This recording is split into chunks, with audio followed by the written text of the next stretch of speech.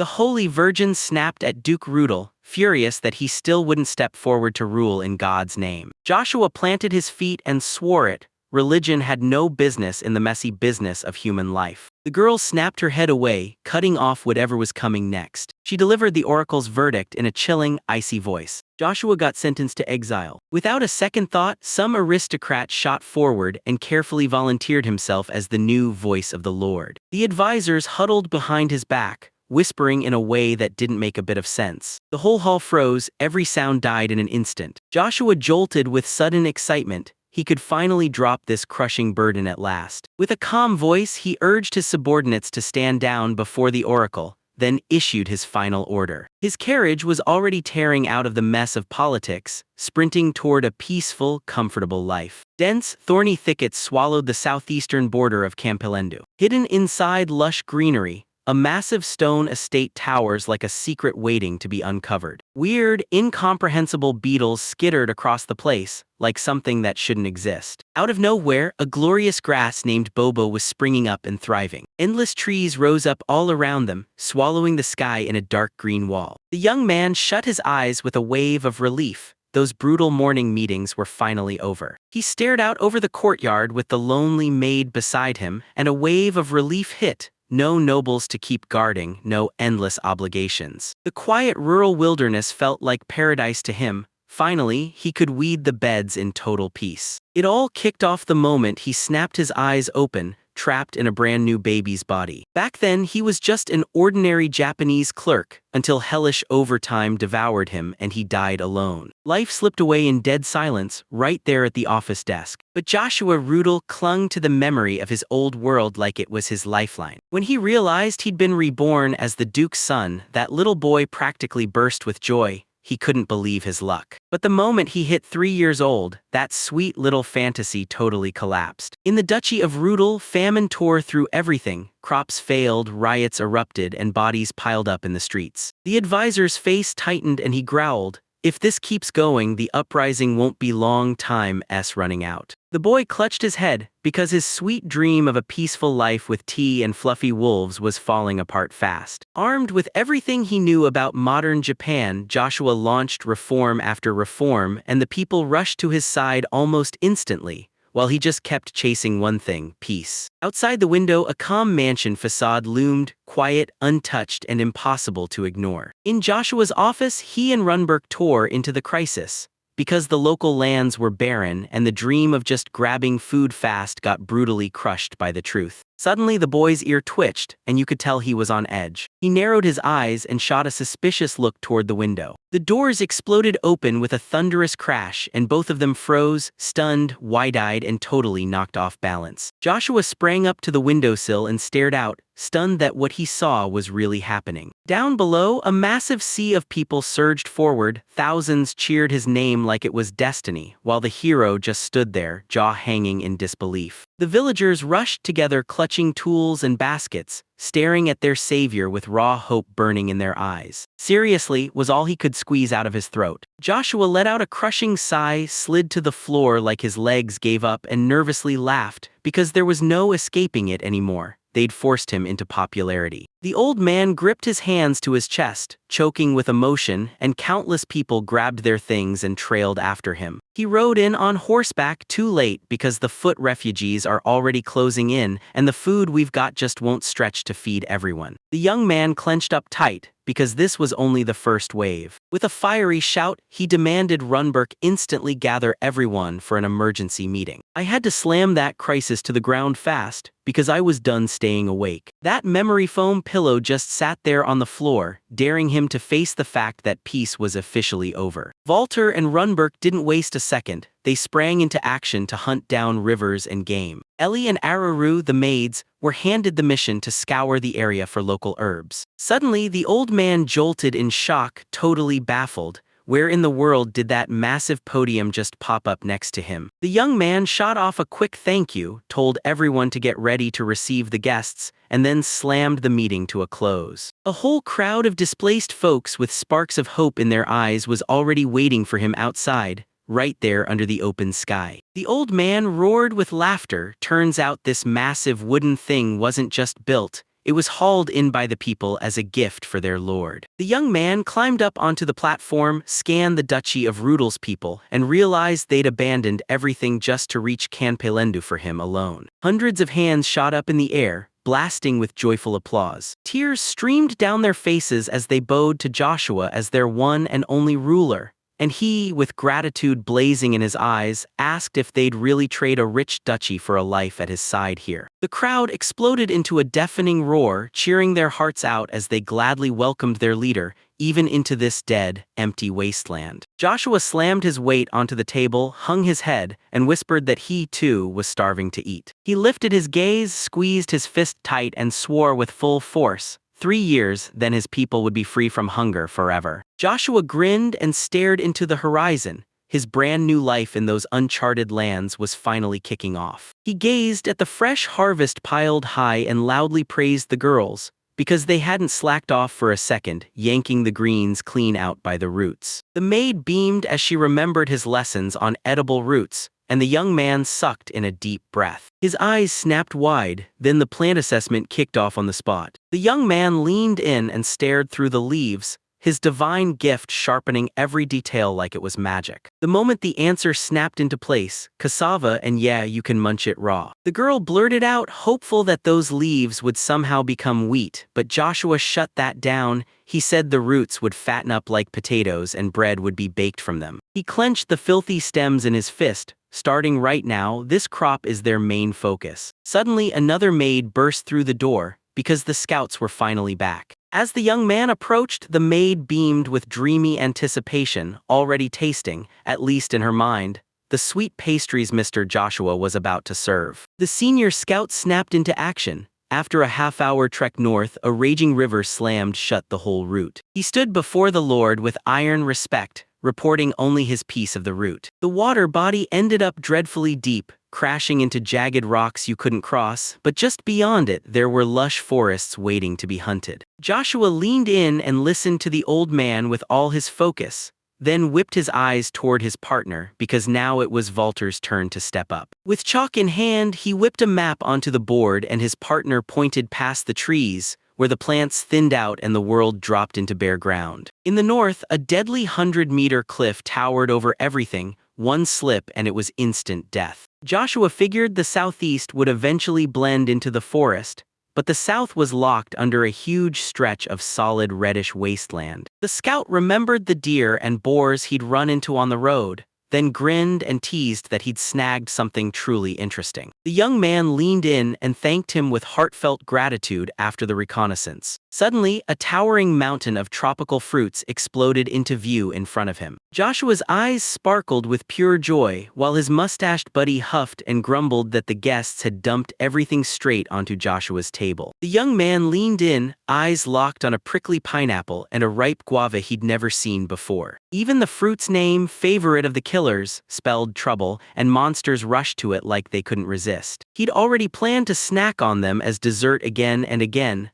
until some cautious guy warned him to plant the shoots far from camp, so he could see whether any unwanted guests would come sniffing around. Soon the whole company leaned in with hungry excitement, tearing into the juicy spread at the communal table. Wiped out from the whole day, Joshua stumbled into his room and face-planted into the soft pillow like he'd finally made it home. The door whammed shut, rattling the room. Outside, towering stone columns from a grand building climbed straight into the sky, silent but absolutely breathtaking. 3 years of peace slid by in the blink of an eye. Suddenly, the corridors exploded into chaos. People tore around, desperately hunting for Duke Rudel, and every whisper hit like shock. Someone had just been exiled. The light-haired priestess snapped in a cold, icy voice, "Cast off your doubts and obey the higher power without question. Everything is in the Lord's hands," she snapped, like there was no room for doubt. The moment Joshua got expelled, the news tore through the town so fast that one of the townspeople smashed a dish in pure disbelief. Sequoia, the fox girl, ripped her cloak off in a blaze of fury and snapped at her colleagues to finish the research without her. Tor and Harm, the familiar dwarves, followed their friend too, then dropped into a heavy sigh and stared out over the wild, trackless wilderness. With laughter in their voices, they told a stunned Joshua and Sequoia that they'd left the shop calm and steady, handing it off to 3 assistants. The boy burst up to their cart, grinning so hard he still couldn't believe what he was seeing. Suddenly, the old dwarf narrowed his eyes with a sly little smirk. The dwarves jeered because they already knew this wasteland had no fields and no homes, and that's exactly why they couldn't wait to see what Joshua would do next. He shot a warning straight to the heart: no magical stones exist anywhere in Campilenda. None. The old man leaned in and told him the magical stones power every little gadget in this town, so without them, you'd be stuck grinding through non-stop hassles. Sequoia proudly leapt onto the stone and declared with total confidence that her genius could replace magic with 0 effort. She smirked, lifted her nose high in front of the stunned boy like she owned the whole scene. The girl shot a hand into her bag right away, saying she already knew what was going on and that she'd brought the perfect fix. One by one, they bragged with pride that her eternal lantern didn't run on brute stone, it was fueled by the fuel stone components, and then they shouted, "Behold!"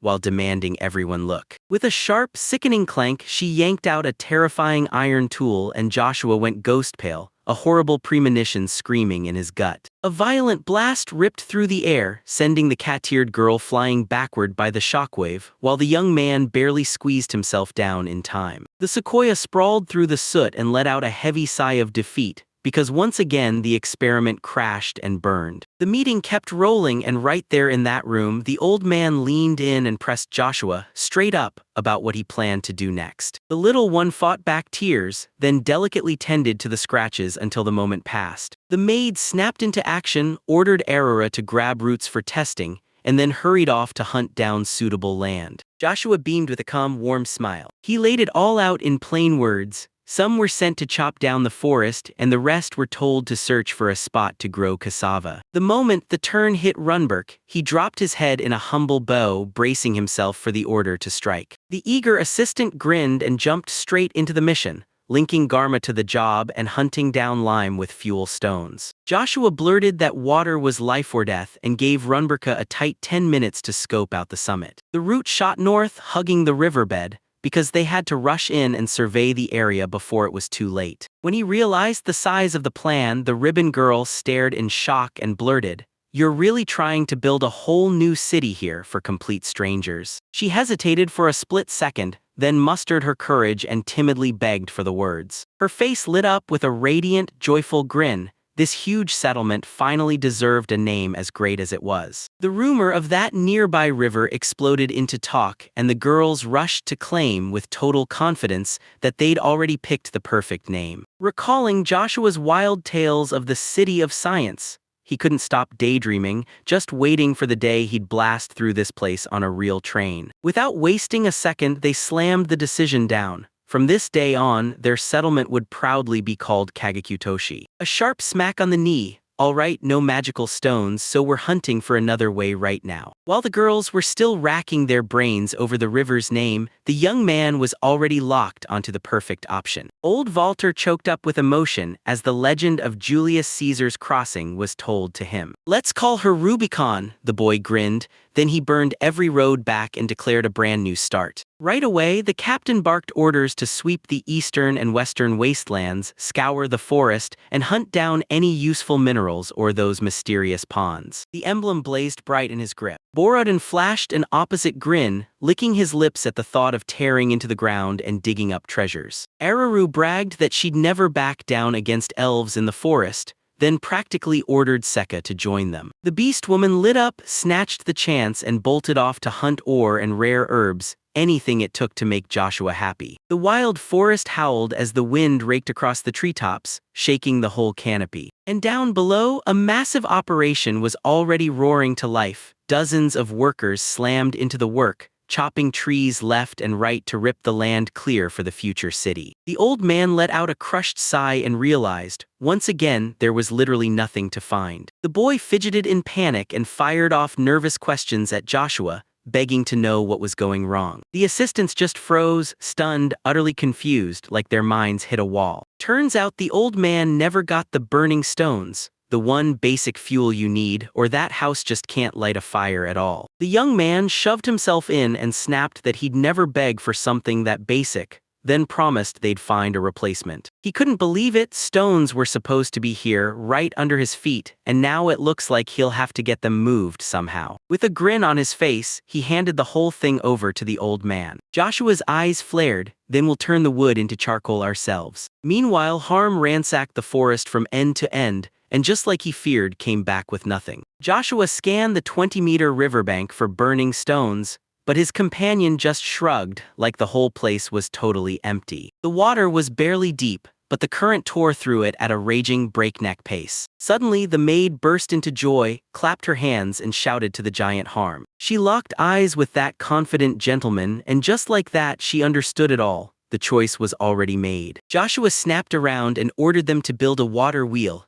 right now. He flicked his hand like it was nothing. First they'd pull in one, then they'd slap on 3 more. Harm blurted in shock, but the boy stood his ground, fully convinced his skill could deliver. Bored and he grinned, already thrilled. This was the perfect training sparring session for his students. Meanwhile, Joshua couldn't help but stare across the river, curious as anything. He'd zoned out so hard that the girl had to yank him back from his trance. The boy rubbed his chin, eyes lighting up, and blurted his next crazy plan: build a boat. All he cared about was one mission: beat every second and get to the other side faster. But the maid snapped out a harsh no. Joshua's nerves skyrocketed. He threw his hands up and he instantly abandoned the whole idea. The maid didn't ask, she just silently gestured off to the side, and the boy froze, blinking like he couldn't process what he was seeing. The girl broke down in tears, pleading with everything in her to finally be heard. She glanced down and admitted it straight up. She couldn't stand the thought of him getting soaked, even if she knew just how miserable it was for him to ride along with her. Realization hit like lightning, and his eyes blew wide open. She dug in her heels and told him not to fret,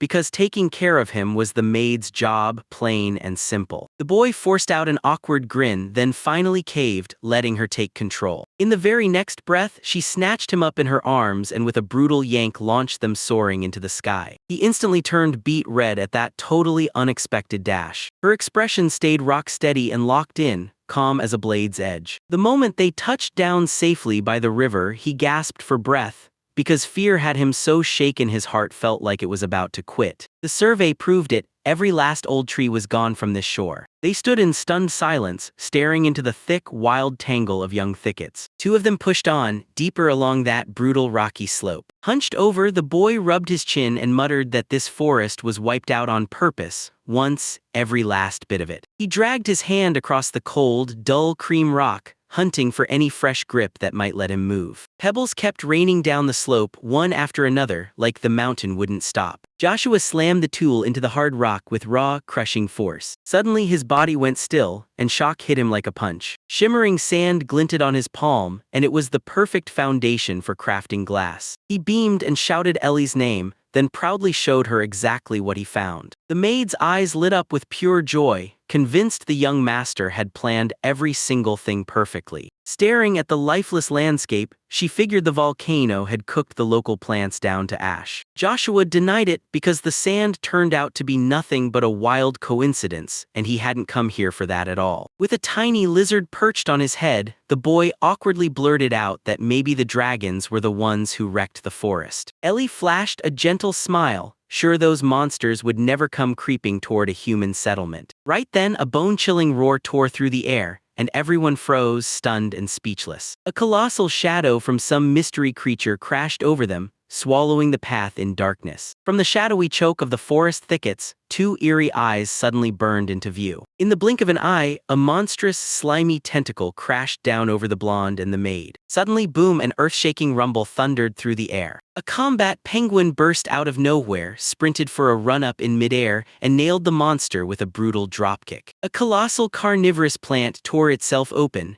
and a bird calmly hopped out of the wreckage right in front of a stunned couple. The penguin grunted in disgust and spat, and the boy snapped his eyes open in pure shock. Faster, run! The maid yanked his sleeve and dragged him out of those gluttons. Nearby, Garuga the leopard and Volter, blonde and sharp-eyed, were sizing up the attack, because just like they predicted, the killer trees had come chasing the smell of sweet pineapples. It all went down in the far eastern stretch of the Campillan forest. The beastman shrugged like it was nothing and said the locals just call these monsters walking plants. Suddenly, Volter snapped around the moment he heard his name. A familiar face rolled up to them with a bright grin, praising Valter like a walking encyclopedia of forest essentials. Turns out these creatures lure their prey by using the scent of berries as bait. Killer trees melt into the bushes, then silently lie in wait until their next meal walks right into the trap. Crouched in the thicket, they watched in silence. Someone was seconds away from striking, and the way things felt wrong here screamed that something unusual was unfolding. The leopard beastman went rigid with shock, as if the world just stopped moving. The blonde quietly slipped from behind the tree, waved them over, and insisted the target wasn't even close to what they thought. A razor-sharp stare hounded from under their lowered brows. A sudden spark snapped to life on the berry-laden branch, lighting everything up in an instant. At that exact moment, the bush tore open,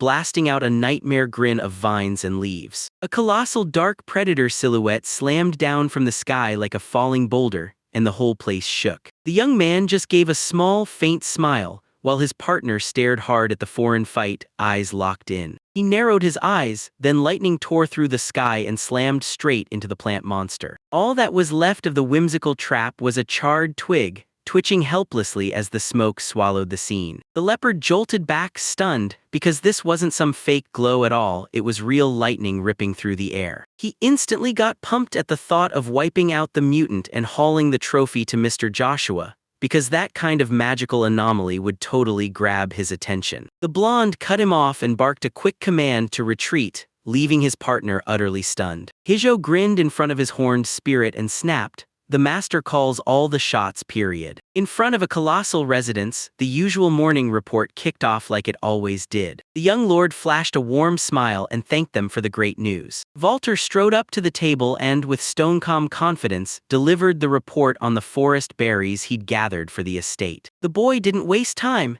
He grilled everyone about dangerous predatory trees and how to spot unknown monsters lurking in the thickets. The mercenaries' reply made his skin crawl, because the locals weren't just using lightning, they were letting the beasts hunt with it. Valter chuckled with delight as his eyes tracked how predator-sharp curiosity sparked in his opponent's gaze. In the lord's mind, gears snapped into motion. He stared at those dangerous predators and saw them as walking, free electricity machines. Squeezing electricity out of living monsters sounded unhinged, but trust me, the game was totally worth it. The mercenary fed the boss's excitement and instantly slapped a name on the unknown creatures, thunder beasts. The lord's pen tore across the page in a blur. Forget killing the monsters, he chose to set his plans in motion to capture them. His logic was rock solid. If lightning hits the same forest for years, the nearby wildlife should have evolved for it by now. So once they discovered these animals shrug off electricity, they turned them into a weapon to snatch the thunder lizards themselves. Valter was absolutely hooked by the kind of jaw-dropping, multi-step scheme that felt impossible to look away from. The heroes huddled around a towering mountain of scavenged minerals, everything from everyday copper and ash to rare magical ores. His fingertips traced every jagged bump in the stone with slow, careful awe. The young man's eyes locked onto those dull, gray lumps like they were nothing, until they definitely were. He grilled Bardo about halite, and the second Bardo heard the name, he instantly clocked it. The mineral that tastes pure salty. The young man spun his pen like it was a weapon, and with a quiet confidence, glass and volcanic ash wouldn't be the problem at all. The only thing left was figuring out the volumes. He barked the order to kick off a massive extraction operation right away. Tor couldn't forget the displaced folks. Those abandoned carts were too perfect to ignore for hauling their supplies. The moment trouble hit, the job of sorting out transportation slammed straight onto his shoulders. Bardo burst into laughter and agreed to help, but he couldn't shake the feeling, why on earth did they need all that ash? The young man, still cool as ice, commanded his men to haul most of the loot and dump it in the estate's backyard. Then I unveiled the scheme: ash and sand mixed together can make cement, and that cement will build the new walls we need. Bardo snapped to it so that white stuff was the brick bind it all together, and the young man drove the point home.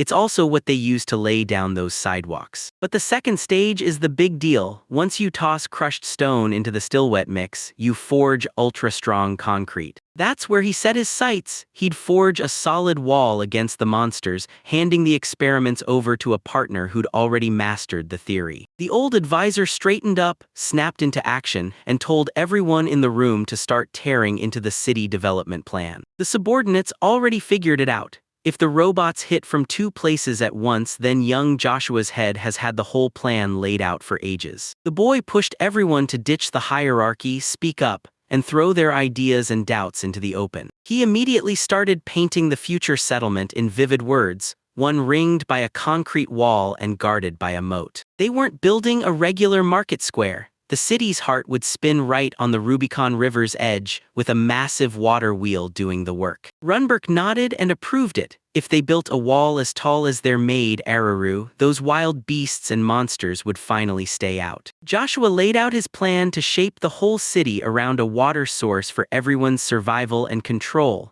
Then he froze when he spotted the maid looking completely lost. The cat-eared girl jerked back in shock, then her voice cracked as fear sent her stammering. The boy called out her name, then coaxed her with a soft push to finally say what she really thought. Joshua spoke softly, urging everyone to slow down and stop fearing vague words, and the girl, trembling, finally asked, "Should we build right by the water?" He practically snatched up her words, thrilled because staying close to the water was exactly what they both wanted most. The young man shut his eyes, and in this world there wasn't a single magical ore or any mineral worth a pinch that could even be used to fuel the journey. Joshua didn't sugarcoat it. Right in front of everyone, he admitted their territory was running on empty, too poor in resources to survive. Araru snapped her hand to her mouth in pure realization, then it clicked. Water wasn't just a clue, it was exactly what they'd use as fuel. Then it hit him, those fuel they needed. It was nothing but plain water. The eager boy pitched his wild idea to a crowd that couldn't make sense of it. Those raging waters would slam into a wheel, spin it hard, and give them a never-ending supply of power. The dwarves and every other master in the room just stared,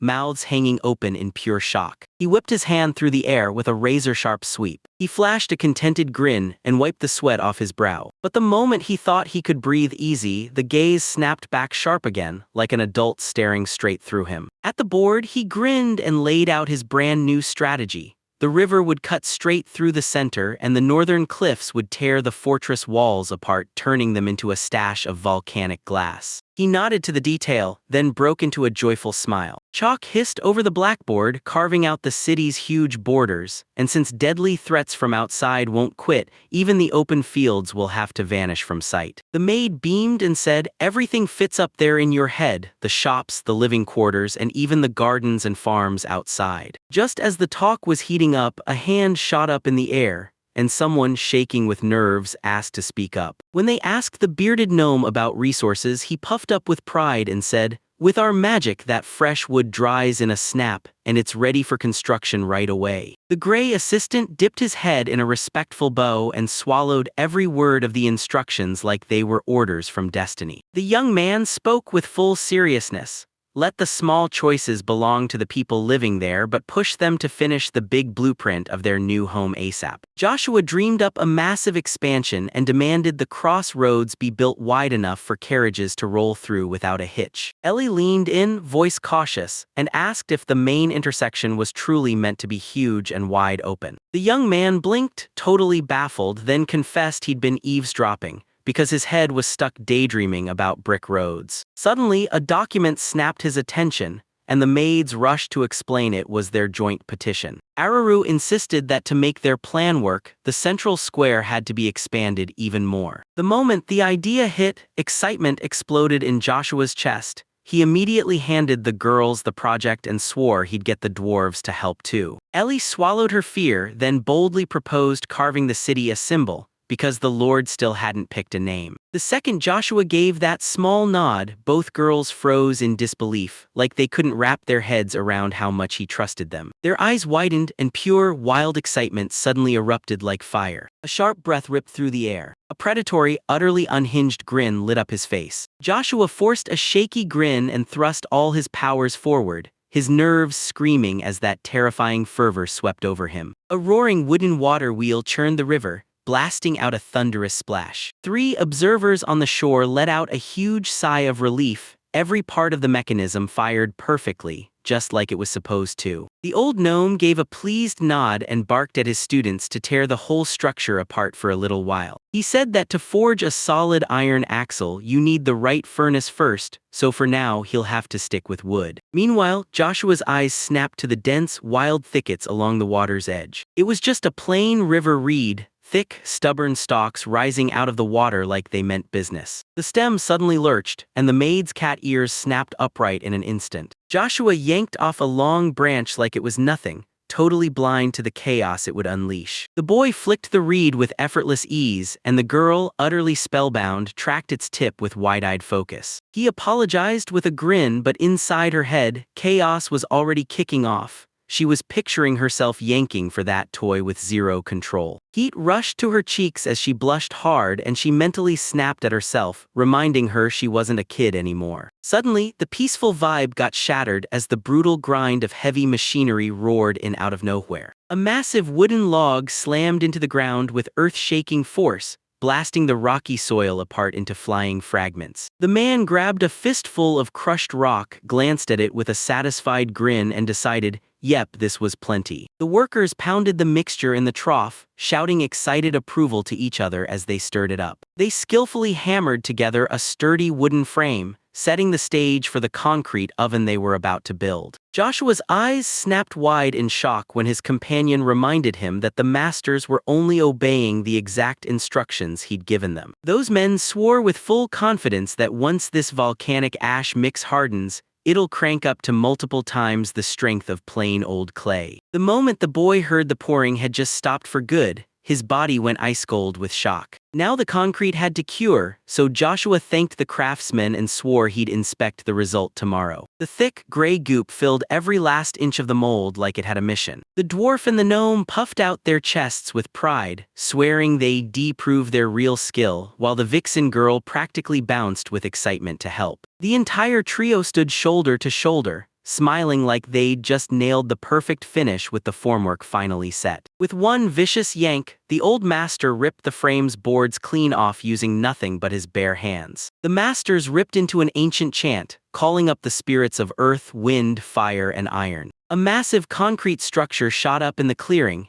instantly getting swallowed by brutal, whipping air currents. The fox's eyes blazed with pure excitement, because her long-awaited star moment had finally arrived. She swung her staff and called forth the mighty sylph of the wind. Then, in a blink, a bright bird-like silhouette burst out of the swirling magic storm. A weird little magical bud was clamped tight, braided into thick, stubborn stems like it didn't want to let go. In the blink of an eye, a brutal surge tore out of him, whipping up a real hurricane around him. The gusty wind tore the wooden scaffolding to splinters in an instant. When the dust finally cleared, everyone froze in pure shock. Right in front of them sat a perfectly smooth, monolithic wall with no seams at all. The boys erupted in pure shock, because the stove had gone fully rock hard in just a few seconds. A trembling hand brushed the perfectly smooth surface, and disbelief hit like a slap. Joshua and his crew stood there, spellbound, realizing that magic could turn pure wonder into something you could truly see. Borodin didn't waste a second. He barked orders to the students to slap a forge around the furnace right away and harness the water wheel to drive the bellows. Araru still saw too much work ahead, so he urged everyone to huddle up and hash out the next steps. She dug in her heels and swore she wasn't going anywhere until Joshua kept eyes on her, forcing the boy to scramble for a compromise. Araru, he whispered, voice trembling with hope. Joshua asked her to fetch some reeds nearby, and the delighted maid nodded instantly, smiling from ear to ear. Curiosity got the best of them. They snatched up a weird find,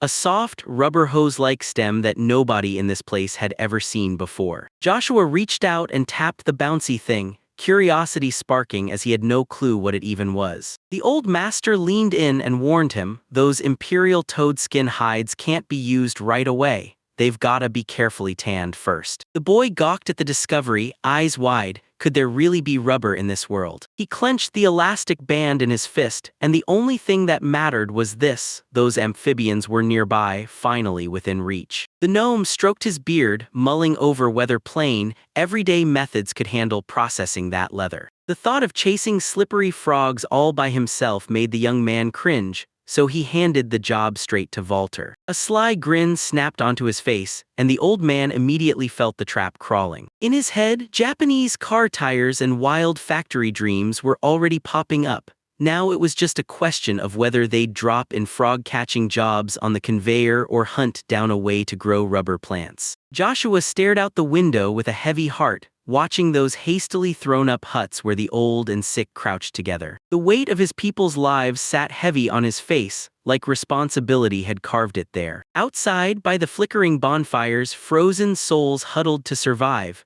while everyone knew living conditions had to be fixed right now. The young lord stormed onto the podium as the crowd erupted around him. He slammed his fist down and swore he'd build a real city right here, then straight up called on everyone to help. The crowd exploded with pure joy. Everyone shouted in unison that they'd back Duke Joshua to the very end. He made everyone remember loud and clear that he's the rightful ruler of these territories. But he fired back: before you can rule this land, you've gotta give it a name of its own. They held their breath, waiting for the next move like everything was about to explode. The boy sucked in a deep breath like he was bracing for impact. Resolve blazed in his eyes. With a shout that shook the air, he declared, "From this day forward, the new city on the edge of Campelendu shall be called Oracle." Hearing that, the loyal knight snapped his back straight. He respectfully lowered his head before his lord, bowing like his whole soul was on the line. He slammed the past shut, demanding everyone erase the name Rudel and calling him Joshua from that day on, the borderland's new count. Standing at the podium, he leaned into the crowd and demanded they lock their minds together for one shared goal. Inside the temple's grand halls, a man stepped up and begged Her Holiness to sign a document. Heavy storm clouds swarmed over the majestic white castle, swallowing the sky above it. The agreement's text sat waiting on the table, like it was holding the next move hostage. Sir Valdez leaned in and carefully thrust a bundle into the girl's hands. She dropped her gaze, and the tension in the air went deadly quiet. Suddenly, the paper burst into flames and crumbled into ash before anyone could blink. Valdez blinked hard, stunned speechless. An unseen voice burst into the air, smugly praising the quick work like it was all a joke. With a heavy sigh, Valdez thrust the fresh scroll into her hands,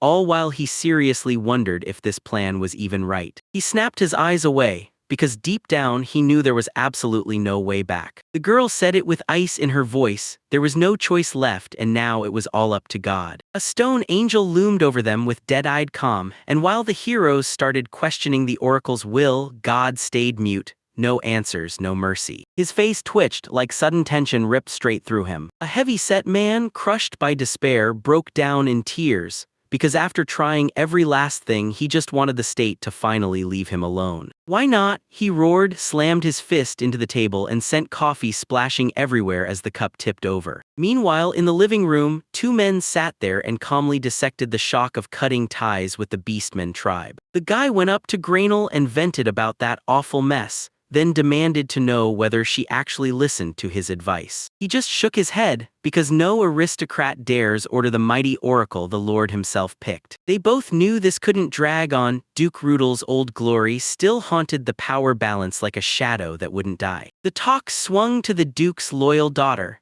and the brand new rumors that the mysterious double of the Lord had slipped out of the country. Grainel let out a heavy sigh. He craved Rudel's dream too, but honor slammed the brakes because he could never walk away and leave his impoverished home duchy to rot. Joshua's unbelievable care left the servants staring in awe while he stood there sweating buckets with nerves. He'd only thanked them. He faced the residents and praised them from the heart for how fast they ripped through the timber. Joshua told them, "Before you can build the houses, that wood has to dry first," then leaned in and asked if they've got the specialist we need. From the crowd, a joyful volunteer's hand shot up the moment they saw it. The young man went rigid with shock. He blurted out his thanks to everyone who helped, and pure relief hit him like a wave. A wave of insane screams crashed through the crowd, and a stunned Joshua bolted over to Old Runberg to deliver the next set of instructions. He hauled everyone back to the plan, laying a brand new road, and a bunch of the assistants immediately started twitching with nervous protests. That young man is racing to crush lime and mark the route. He's staking the land for the road before the massive construction crew rolls in. Later, as Joshua rode through the forest, he leaned toward his maid and told her he wanted to spoil Garm and his friends with a treat. The water beside them burst open with violent splashes. Then a colossal fish rocketed out of the river like it was thrown. The girl clung to those words like they were treasure, all fired up about the fresh treat. She demanded the gentleman put his full trust in her, and Joshua stood there, blinking like he'd just been hit with the most confusing twist of all. The maid hurled herself into the whirlpool like a bullet, dropping straight through the spin toward her prey. A whistling streak tore through the air like lightning. The maid calmly sidestepped the flying fish, then explained her nerves came from training, because she had to feed her master in emergencies. She got hired on the spot, thanks to Runberg's personal guarantee. Even though she looked like just a regular servant, her skills screamed that she belonged beside a martial arts master. Meanwhile, right on the banks of the Rubicon River, they finished building the water wheel forge. Young Joshua leaned around the corner of the building, peeking out with pure curiosity. The master beamed at the little guest and accepted the freshly caught fish the maid had brought in. The girl jabbed her finger at a weird wooden box, and Joshua quickly told her it was a blacksmith's bellows. He made it clear that without fossil fuels, plain firewood simply wouldn't burn hot enough to melt iron. To get the fire blazing at the exact right temperature, you've got to blast in a powerful rush of air right when it ignites. Manually loading it would burn the workers out fast, grinding them straight into exhaustion. So it makes perfect sense to hook the system up to the water wheel. But when Yashiki showed up, everything shifted, and the traction problem got handled a whole new way. Instead of some fancy air trickery, this panting fox girl jammed all her might into the tube and blew like her life depended on it. 3 spectators gasped in shock at the exact same moment. In that stone niche, a ready pile of brushwood just sat there, waiting to be turned into something dangerous. That sly gnome flashed a grin and dared the boy to build a real fire all by himself. A wooden rod whipped around like it was possessed inside the hole. Sparks erupted from the rubbing, and those dry branches ignited instantly. Suddenly, the flame blasted outward like a living roar, flooding the entire space in an instant. Joshua froze mid-breath, mouth hanging open, as the heat hit his face and left him utterly spellbound. The fire blazed right in front of me, shifting from crimson to a blinding white that lit everything up. The bearded man just let out a calm grunt, sizing up the raw power like it was nothing. The boy grinned wide. Now they could pull out and forge iron, no single gram of coal needed. The heat has already climbed to the exact point where metal starts to melt. The old gnome squinted hard, then straight up demanded, "So what's the next step?" Joshua snapped around on his heels, muscles coiling as he got ready to move. He fueled his dream with pure fire, calling for mass production of glass and iron, then slammed the brakes on everything. His only priority for the next 3 days was housing construction while the workers rolled in. Harm snapped that without a magic stone, the town would have to rip up everything and build a brand new sewage and water system from zero. The young man nodded right away, and he understood one thing: this kind of project would chew through concrete by the ton. They snapped together a work plan in a hurry. The drainage is the brutal hard part, and they'll have to build a bridge so sand can get delivered, with the pipes tucked neatly underneath. To dodge blind guesswork and stop costly mistakes, the guy practically burst with excitement and pushed for building a prototype first. That old dwarf was certain the whole town could pull it off together, because for all that rough, dirty work, they didn't need fancy, expensive masters at all. Joshua slid into the conversation and happily stepped up, volunteering to grab a chunk of the tasks. Suddenly, Harm tore his gaze away and let out a heavy, exhausted sigh. The second the young man felt it, something was off. He panicked and blurted, "Why is the stove acting like this?" The dwarf awkwardly scratched his head and admitted the truth. Once they sparked a small flame inside, the concrete just wouldn't hold onto any heat at all. Harm quickly calmed the boy's nerves. Ordinary walls and roads didn't need anything more than this at all. He dropped his gaze in shame, blaming himself hard for not even thinking to check the fire resistance. A brutal, dangerous crack has already torn open the dark archway of the oven. Joshua let out a heavy sigh, staring in disbelief at the spoiled concrete. The dwarf makes the only smart move. Once the furnace cools, he lines the inside with fireproof bricks and locks the danger out for good. Suddenly, the bushes hissed and rustled like something was watching from the shadows. The young man didn't even flinch, just calmly told Ellie and everyone, "We're heading back to the palace." Suddenly, from the thicket, the snout of a massive predator lunged out and the whole air went tense. The horses screamed in terror at the towering beast, and the maid barreled forward, throwing her own body in front of the stunned Joshua. The maid snapped into action and slammed herself in front of her master, eyes locked on the beast the entire time. Sequoia's fox ears twitched as she stayed stone calm, like she already knew the monster was only here to sneak a peek. As the maid shook with fear for her master's life, the girl stepped in and took full control, no hesitation. She smirked with total confidence, because that beast isn't here to hurt them, and with a powerhouse kitsune and her tamer by her side, losing isn't even an option. A sudden rumble crashed through everything, smashing all her pride into dust in an instant. She crept into the forest, tiptoeing through the shadows with nerves on fire. Suddenly she snapped to a stop, frozen in pure shock. A soft, fluffy ear snapped toward the rustle in the bushes, reacting like it could hear danger before it even appeared. The gigantic horned monster slowly lifted its snout toward the sky. She hovered right above him, swirling through a storm of autumn leaves like the wind itself was chasing him. Tears of pure joy spilled from her eyes as she leaned in and choked out, "Master." With a stone-still face, she quickly told Joshua that the terrifying beast was just a regular herbivore. The door snapped shut with a thunderous slam. The boy blurted, wide-eyed, whether the monster was truly smart, and Sequoia calmly said yes,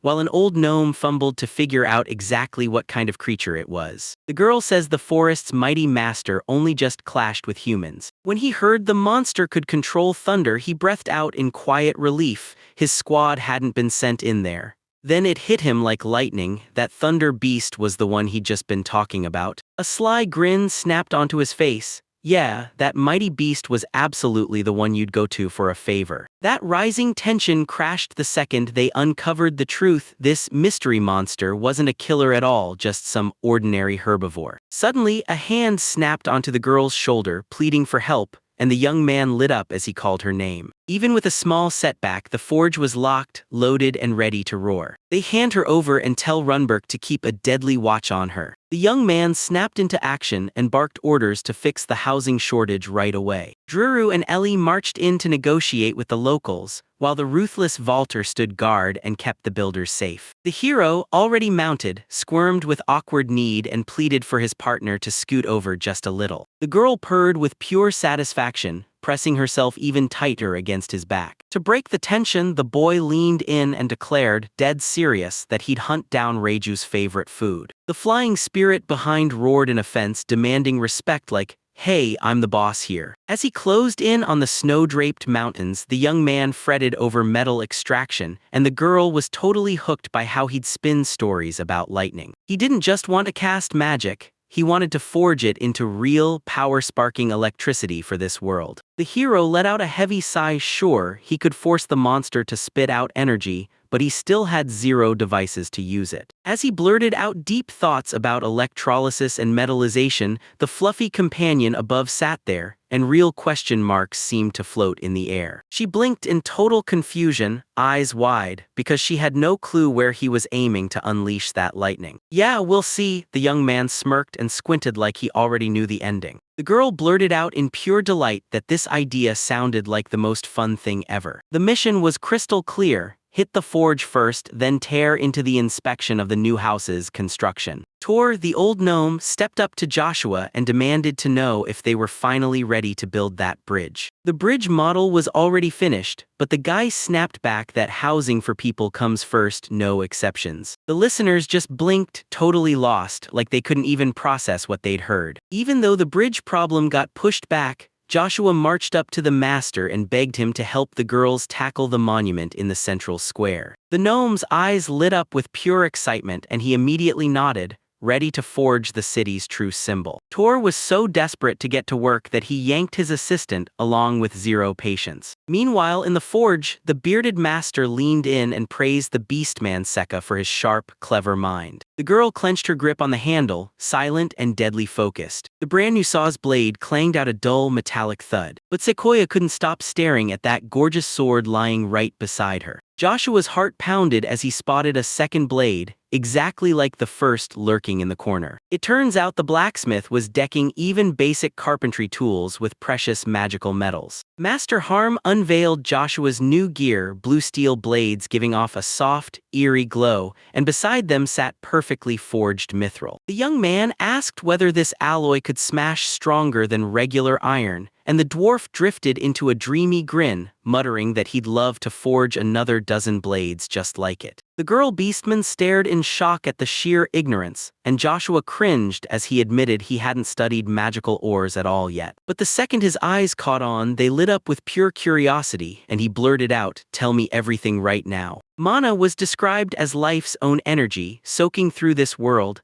until it fuses with metal and forges a magical alloy. The boy leaned in, listened hard, and demanded to know exactly which metals he could pull off using that method. She calmly explained that every time a new alloy is forged, it comes with its own totally unique set of powers. There were only 3 legends everyone talked about: mithril, blue steel, and rare orichalcum. Joshua dropped his eyes and started piecing the whole truth together, quiet as a whisper, like the answers were finally clicking into place. Then it hit him hard. He blurted out, eyes blazing with excitement, "Wait, could mithril be forged from silver?" Boom, everything finally clicked. Mithril was forged from silver like real magic, orichalcum was pulled from gold, and that so-called blue steel was just plain iron soaked in mana. Joshua admitted that without experiments it was still only a theory, then leaned in and begged the gnome to spill everything he knew about mithril. Harm didn't even hesitate, he agreed to spill every last secret of this metal. The gnome said mithril acts just like regular silver, same melting point, so you can forge it in a normal iron forge without any special setup. The young man reasoned that mithril couldn't be flawless, because the earth never gives us truly pure ore. But the blacksmith snapped back, insisting this metal was perfectly pure, shine for shine like a precious gem, making its jaw-dropping strength even more unbelievable. In his head, the numbers just refused to make sense. By every rule of physics, silver should weigh more than iron, so that weird anomaly could only mean one thing: magic. He stood there completely stunned until it clicked. This metal wasn't just strange, it was impossible. When the girl asked, the young man just awkwardly smiled, then blurted that he had to rush off and study these magical weirdnesses the only way he knew, through science. The beast human lit up at the thought of diving into science, and the boy grinned as he handed her the job, helping with future metal experiments. The boy gaped in total confusion. This mysterious place was nothing but a plain old pineapple plantation. They halted by the towering bushes and combed every inch for even a hint of that deadly predatory plant. As Walter warned, those carnivorous plants tore into the local fruit, and that's exactly when an unknown beast slipped in to hunt it. That young man sprinted toward the priceless lightning strike site with pure excitement. Then the fox girl screamed and bulldozed him to the ground. The fox girl shot a sharp look and made it crystal clear. She wasn't just talking about her own safety, her master's life was in her hands too. She lifted one finger in the air and dragged out every word like it was a secret she couldn't wait to reveal. He blinked like he was lost, totally clueless, while his companion fixed his gaze straight ahead, locked in on whatever was coming. Breathing hard, she kept her eyes locked wide open, ready to take the hit. A furious young man shoved her down and snapped, mocking her naive claims of how heroic his rescue was. All he had around him was a deafening wall of razor leaves and dripping, ripe fruit. Suddenly, the young man stiffened. Something terrifying snapped into view in the shadows behind the next tree. They both rose on shaky legs and stared into that pitch-black thicket like it was hiding something deadly. The boy shot the plant assessment skill to life and tore into the crumpled thing in his hand,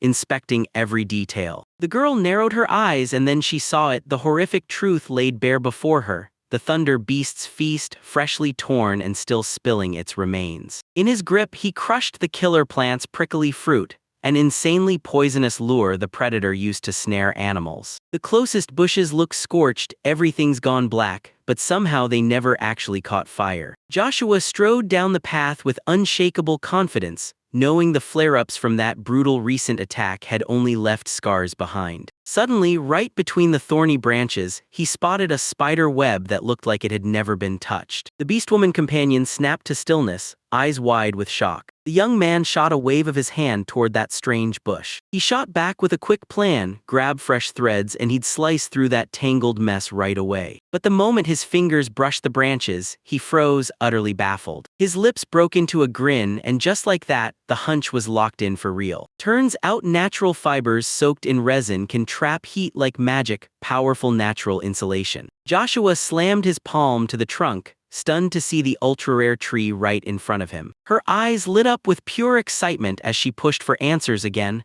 What was that mysterious lightning substance, and what on earth did the word insulator even mean? The boy sank into a storm of thoughts, obsessing over how precious magical metals could change everything. Right then, he snapped to a stop, baffled. If weaving protective gear demanded filigree magic, could this wild natural material be the legendary insulating fiber everyone hunts for? The boy swallowed his pride, apologized for the mess in his words, and admitted straight up that crafting a top-tier insulator in their city is nearly impossible, because they're running out of the materials they need. He shrugged and called every flash electricity, and then the girl pressed him to spell out what really separates insulation from basic lightning protection. She blurted, wide-eyed, asking if the isolator didn't just stop the current, but fully severed it from everything. The answer was dead simple. These substances slam shut the world around them, creating an unbreakable barrier that stops any discharge in its tracks. Like plain old glass you could grab easily, no drama at all. But it was way too hard to forge armor from it, so the guy snapped into action and grabbed the giant log with both hands. He calmly pointed them to this very tree and said it would forge real resilience against lightning. The whole idea was to forge a flexible insulator by mixing wood resin with fibers. As he scraped the bark with a knife, he warned, "This stuff won't conduct electricity, but one spark of magical lightning and the blistering heat will set it ablaze in an instant." The girl was buzzing about thunder breath when boom, an ice-searing flash tore through the air and hit them dead in front. The boy shot his arm up in a flash, wrapped in thick, dense wooden armor. The air snapped and hissed as crushing powers slammed into each other. The test blew everyone away. The stick, wrapped in bark, snapped the deadly current clean off, and the boy walked away unhurt. Even with that shield crushing his legs, the girl smiled and goaded him to dash out for fresh supplies before the monster came back. The blacksmith vowed he'd have it done by tomorrow's lunch, then told everyone to swing by and pick up the order. His eyes snapped to the lightning rod perched on the roof. The blacksmith sent the kid to grab an iron pole and a coil of bronze thread, then left him standing there, totally baffled. In seconds, the lightning protection plan slammed into place, snapping into one perfect puzzle piece. The boy fumbled over his words and awkwardly thanked the craftsman for getting the job done so fast. Later, the old gnome revealed a special tree. Its resin sealed up every electrical discharge like a fortress. The elf gave a quick nod, then accepted the order for 3 of those portions without hesitation. The young man wasted no time and demanded that this material be turned into light cloaks strong enough to cover his entire body. With solid insulation and a lightning rod in place, his eyes flashed with pure confidence. He was ready to take on Reizu. The soldier saluted Joshua with respect, then hurried past and asked what was really going on in the city. Walter flicked a calm look over his shoulder like he already knew what was coming. He cut straight to the question about outside threats, and Joshua just grinned, telling him everything was calm. No fights, no danger, no conflicts. Everyone around them burst into open celebration because under the new master's rule, they finally snapped into place and worked as one unstoppable unit. Joshua invited Walter to take a walk around the construction site, and Walter agreed without hesitation, letting out a tired sigh as if he'd rather be out hunting a wild boar just to break the boredom. The second the swordsman heard they were about to meet Reiju, his whole attitude snapped to attention. Joshua warned them that an even more unstoppable ally was about to crash into the forge with them. Walter gave a quick decisive nod. The thought of meeting a brand new powerhouse fighter lit up his face with a real, unstoppable smile. In an instant, a 2-meter scarred beastman in brutal, heavy armor towered into view before them. Joshua went completely still, and his eyes snapped wide with pure shock. Walter casually introduced the giant adventurer Garuga, and while the young ruler dripped with sweat, he kept telling himself this monster wasn't scary at all. He swallowed his nerves, squared his shoulders, and said his name with a voice that didn't shake. With a polite little smile, he said he's the one running this duchy right now. The beastman couldn't stop fidgeting in pure nerves, and his companion kept shoving Joshua to ignore every bit of that anxious energy. The giant awkwardly muttered an apology and the boy just stared, way more confused than convinced. The young man whirled around, startled by what he saw. He quietly told him to drop all formalities and Garuga, the former mercenary, hesitated before finally taking his hand. The beastman let his name slip out in a barely there whisper. Little Sequoia shot right up to them and hurriedly introduced everyone to the bearded giant Harm. From the side, a voice cut in dryly, asking if the whole conversation was finally done. Your eyes snapped to that massive pole, wrapped tight with wire like it was built to trap something big. Right off the bat, someone demanded to know if that homemade lightning rod was ready and actually set up. Everyone kept shouting that he had to find a sharp metal rod, like right now. The master shot him a calm, confident smile and promised to wrap it all up right now. The armorer scrutinized the thick bronze wrapping and Joshua nodded. This was the moment they tore the structure free and brought it with them. At that exact moment, the young man yanked out an entire bundle of dielectric cloaks. They had to shield the whole group from lightning strikes because a ruthless showdown with Reiju was waiting just ahead. The boy could barely stay upright, gasping for breath as sweat poured off him in sheets. They finally stumbled into the spot, and while he gulped down air, their cat, tail high, strapped a lightning rod to his shoulders and hauled it forward. The company leaned out from behind the tall grass with stars in their eyes,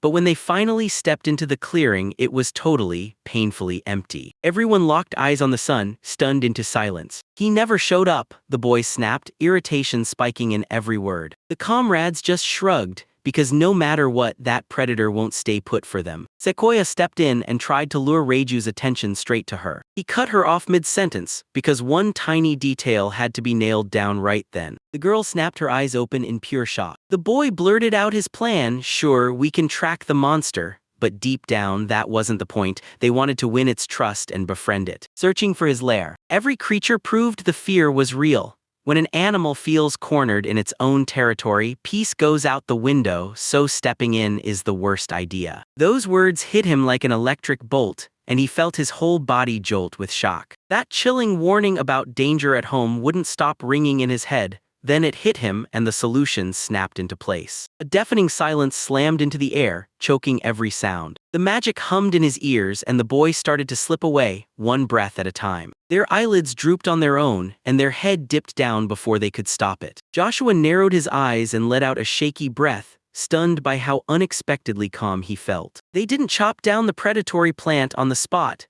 They played the waiting game, hiding in ambush for the moment its real master finally showed up. A deafening thud hit the ground, and that massive clawed paw crushed the branches as they cracked with a snap. Joshua shuddered and locked up as a black, horned monster loomed above the bushes, like it was about to pounce. From the tangled thicket, Reiju burst into view, an enormous 5-meter monster, its body shimmering with pale lightning. The massive predator dipped its muzzle right toward the trembling boy. The girl strode forward with steel in her eyes, told Joshua that all hope now rode on his shoulders, and then she kicked off the negotiations. She flashed a confident smile and demanded that everyone trust her completely. The beast and the girl locked eyes, staring each other down in total, breath-stopping silence. Joshua stared at the silent scene, baffled, wondering if this was all really going according to plan. Finally, the girl spun around with a bright grin and shouted, Reiju agreed, he'll do it, but first he has to eat lunch. The boy nervously begged for just one berry to run his experiments, and he couldn't believe it.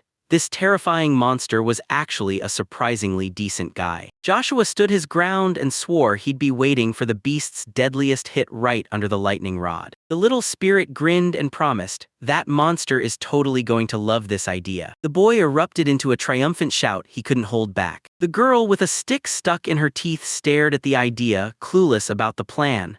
But the moment the game started, she dove in anyway, all in. The whole team raced out, hunting for an open clearing with no tall trees blocking their way. He just spotted one like that, so the elder barked an order to the beastmen and had them drop the lightning rod into place. Haruga sized up the scene, then hoisted a massive wooden post over his head like it weighed nothing. A razor-fast swing tore through the air. The beastman gave the order his silent nod, eyes locked on the target the whole time. With a sick crunch, the post slammed into the ground and the boy shot a grateful nod like, "You nailed it, big guy." A post was slammed hard into the ground and right beside it, a giant horned beast panted like it was seconds from losing control. The girl beamed and told Seke that their part of the work was finally finished. She flashed a sly grin and went, "Oh, that monster isn't attacking, it's just asking how hard its discharge should hit." Joshua gripped the edge of his cloak and went rigid, because the monster wasn't done yet. With a savage spark blazing in his eyes, he snapped an order at the mighty beast, then demanded it give everything it had. The creature snapped its head back and let out a feral, earth-shaking roar. Her massive form shimmered and crackled with raging electric sparks. A massive lightning bolt ripped straight through the sky's space. A blast of raw energy tore through the darkness like a lightning strike, ripping the night apart. A violent shockwave blasted out instantly, tearing through every direction like the world just snapped. The massive tower finally cracked under the sheer force and started to collapse, choking the air in thick smoke. He snapped his hands up to shield his face from the debris, staring ahead in total shock. Thick smoke blasted out from the scalding metal rod, billowing like it had a life of its own. The young man let out a shaky breath, grinned like he just cracked a miracle. And yeah, it actually worked. The team surged closer, their hearts pounding as they wondered, did this discharge finally pump out the exact energy they needed? The spirit swaggered and said the beast hit right on cue, then boom, it turned out way louder than anyone expected. With stars blazing in her eyes, the girl leaned in, asking if it was all his science behind this, and he grinned, promising he'd explain everything later. With the beast finally behind them, the boy urged, "Please thank Reizu for letting me study those mysterious berries." They thrust the needed item into his hands, and the young man shot off a quick, heartfelt thanks. Out of nowhere, the boy leaned in and asked his friends, "Do you have any piece of metal?" He whipped out a wrapped rod, and Reizu's lightning strike sparked it into a legit magnet. To be sure, he slammed a knife to it, and the blade bit down hard with a sharp, ear-piercing click. The girl's face lit up with pure joy, stunned by the kind of science power nobody had ever seen before. Thick smoke surged out of the pipe in their makeshift workshop, choking the air in seconds. The whole company leaned in, stunned to the core, as the young man dropped that wild proposal to make electricity. He calmly laid it out. This new energy could power houses, purify water, and even shove objects out of the way. The beastmen snapped, saying it was just like mana, but the boy shook his head hard because this thing follows the laws of physics, no exceptions. He nodded again at the rod in his grip.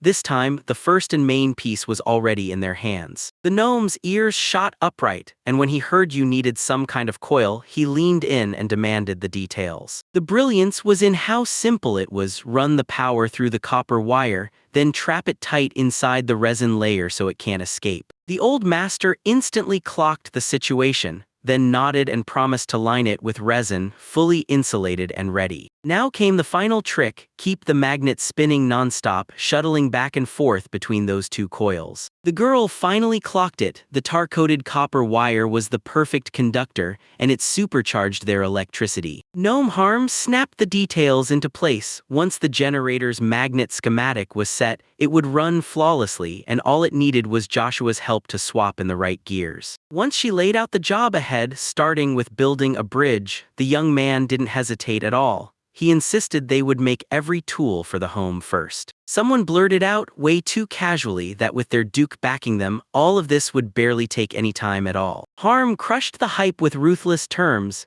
If the bridge and sewage system aren't finished within 3 months, all construction gets shut down completely, until spring. In the dead of night, they stood frozen in awe, staring at the stunning masterpiece they'd forged together. The girls burst into bright smiles, quietly savoring the long-awaited win like it finally landed in their hands. Joshua scanned the main square with a grin, thrilled that construction was surging forward at lightning speed. The maids marched him in solemn silence to a towering shape hiding beneath a white sheet, the city's brand new symbol. The fabric slid right off, sinking downward like it was alive. Joshua's jaw dropped. There, towering in front of him, stood his own statue in a toga, flaunting delicate, almost painfully unmasculine shoulders. The maids glowed with delight, while the townsfolk poured in, already dropping to their knees and weeping prayers to his stone replica. Out of nowhere, someone nearby screamed praise at the top of their lungs, and the young man jerked in a panicky flinch. He stumbled, then pleaded with everyone to pause that shocking reverence, just for a heartbeat. Later, the fox girl blurted out a wild idea. She wanted to forge magical stones right out of pure electricity. She told Joshua these stones would lock away the generated mana perfectly, like a flawless vault waiting to hold power. Meanwhile, the settlement was thriving like crazy. Fruits, vegetables, and sweet potatoes were already planted and thriving in the fields. Thanks to their combined grind, they finally cracked it. Incandescent lamps could be churned out in massive numbers. Residential and commercial quarters went up without a single hitch. The fox kept on thinking, if the Reiju could smash the world with lightning pulled from mana, then the current itself could be reshaped into magic. You only have to figure out how this transformation works, because mana normally pools only inside a living body. The girl slyly lifted her finger, like she just spotted the one crucial piece Joshua was missing. He furrowed his brow. He got the basics of how batteries worked, but he had zero clue how to build one from scratch. The beast human leaned in and revealed how Reiju turns mana into lightning through a mediator living inside its body. Joshua's eyes snapped wide at the truth. They'd need a catalyst to make that kind of reaction happen. He crossed his arms tight, eyes locked in, and tore into the problem like a scientist with one mission: pure logic. The boy dropped his head and spiraled into frantic thoughts, desperate to figure out how to craft this catalyst. Suddenly, he jerked back and snapped his eyes up. Right in front of him, a gigantic penguin loomed over him, and then, out of nowhere, it asked in crisp Japanese what era the young man came from. That poor bird moaned about being lonely among the locals, and just like that, it confirmed Joshua's worst suspicion. This creature speaks his native language perfectly. As the penguin kept squeaking in a funny frenzy, the boy suddenly exploded, yelling at the very fact they were even talking, and his poor companion was left totally baffled. The bird barely moved, then stared Joshua down and hit him with one chilling question.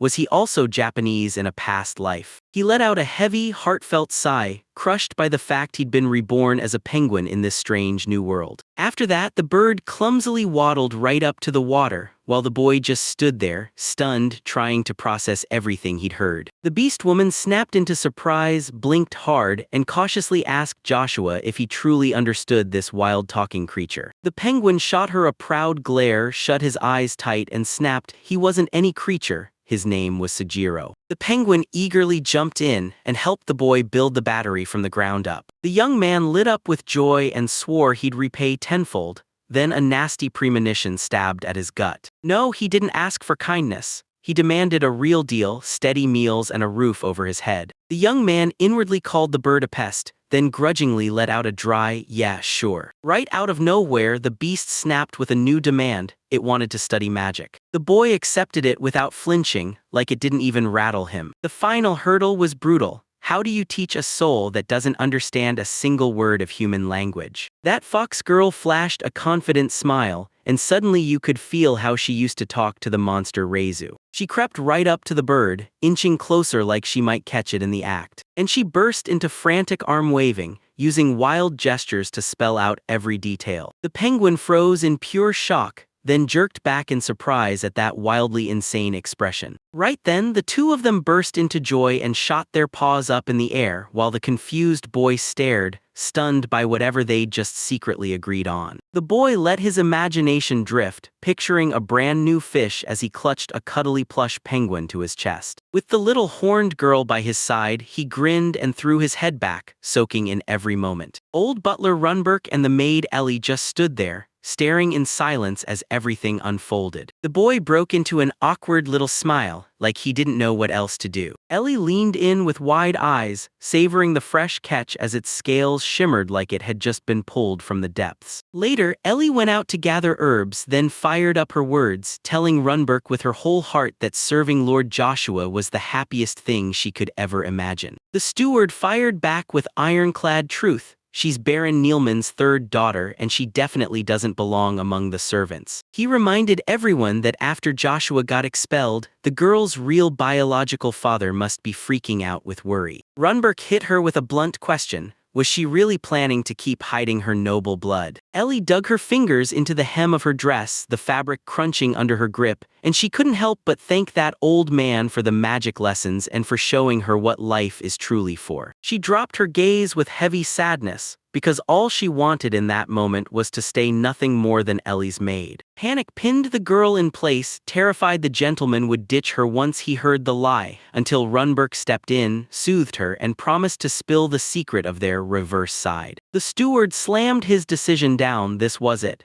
The exiled master would finally face the truth behind the secret mission his servant protectors had been carrying. The old man hung his head in guilt, silently begging the Lord to forgive him for all those years he kept his magic hidden to save himself. "The darker side of the power the four of us carry," she whispered, like she already knew how bad it would get. With tears spilling down her face, the maid grabbed his sleeve and begged him to guard the secret of her absolute power. But the dark-haired maid shot that idea down hard. She swore that she and Aruru would spill the truth too, right when the time finally comes. The steward threw himself under the blame and confessed only about his own powers and Valter, anything to shield the girls completely. So they locked in the deal, repent together right before the master at the exact right moment. Meanwhile, Joshua was out cold at his desk, snoring hard and drooling all over the papers. In the middle of the dream, he grumbled out something that sounded nothing like words, and pure disappointment curled in every syllable. A voice from behind the door snapped the command to bring the guest in. Joshua yawned and rubbed his eyes, completely baffled that anyone would demand an urgent report this early. A sharp, unmistakable knock rattled the door. After wiping his mouth, the boy froze, because that weird crying from his dream felt painfully familiar, like it was calling him by name. The guess hit him like a bolt of lightning. He lunged forward and clutched his face like it was slipping away. A guest stumbled into the room, pouring out apologies, and Joshua, completely stunned, froze hard in his chair. With a radiant smile, the girl beamed as she greeted His Excellency, all joy and warmth. She snapped into a sharp salute and introduced herself with confidence, Charlotte, the daughter of Count Hatterma. Charlotte confessed she sprinted over here just to chase the rumors about his troubles,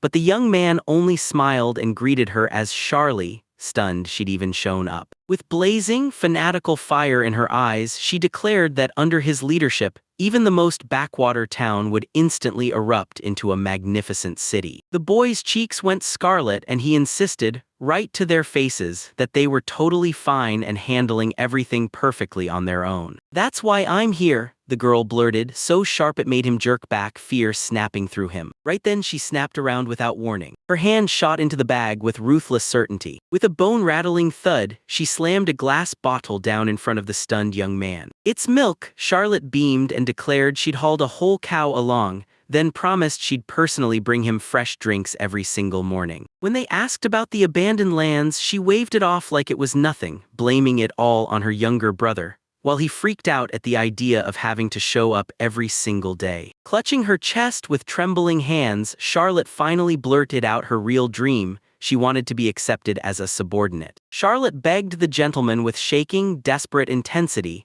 pleading for him to let her serve. That boy just narrowed his eyes with a tired sigh, because he already knew exactly how this was going to end. In the duchy, she ruled like a lifeline, crushing every project with brilliance, yet one brutal flaw still haunted her. Turns out she was a full-on workaholic. Every single morning, she shoved a bottle of milk into him to power up, then bulldozed him straight into a desk piled high with papers. This endless grind of milk and labor could break anyone, but now the assistant was fighting back tears, practically begging for a little corner in his brand new domain. Cold sweat poured off him as he wiped it away. The old servant barked his nose into his handkerchief, then straight up choked up, overwhelmed by that devotion. The boy fixated on his one true mission: protect peace and buy himself a carefree life no matter what it cost. The bottle hit the table with a brutal thud and he snapped into his own head, begging himself to get it together. A lightning-fast plan lit up in my head, and I knew exactly how to put that responsible subordinate to work. A slick grin split his face like all his worries just vanished, and he promised himself a lazy break.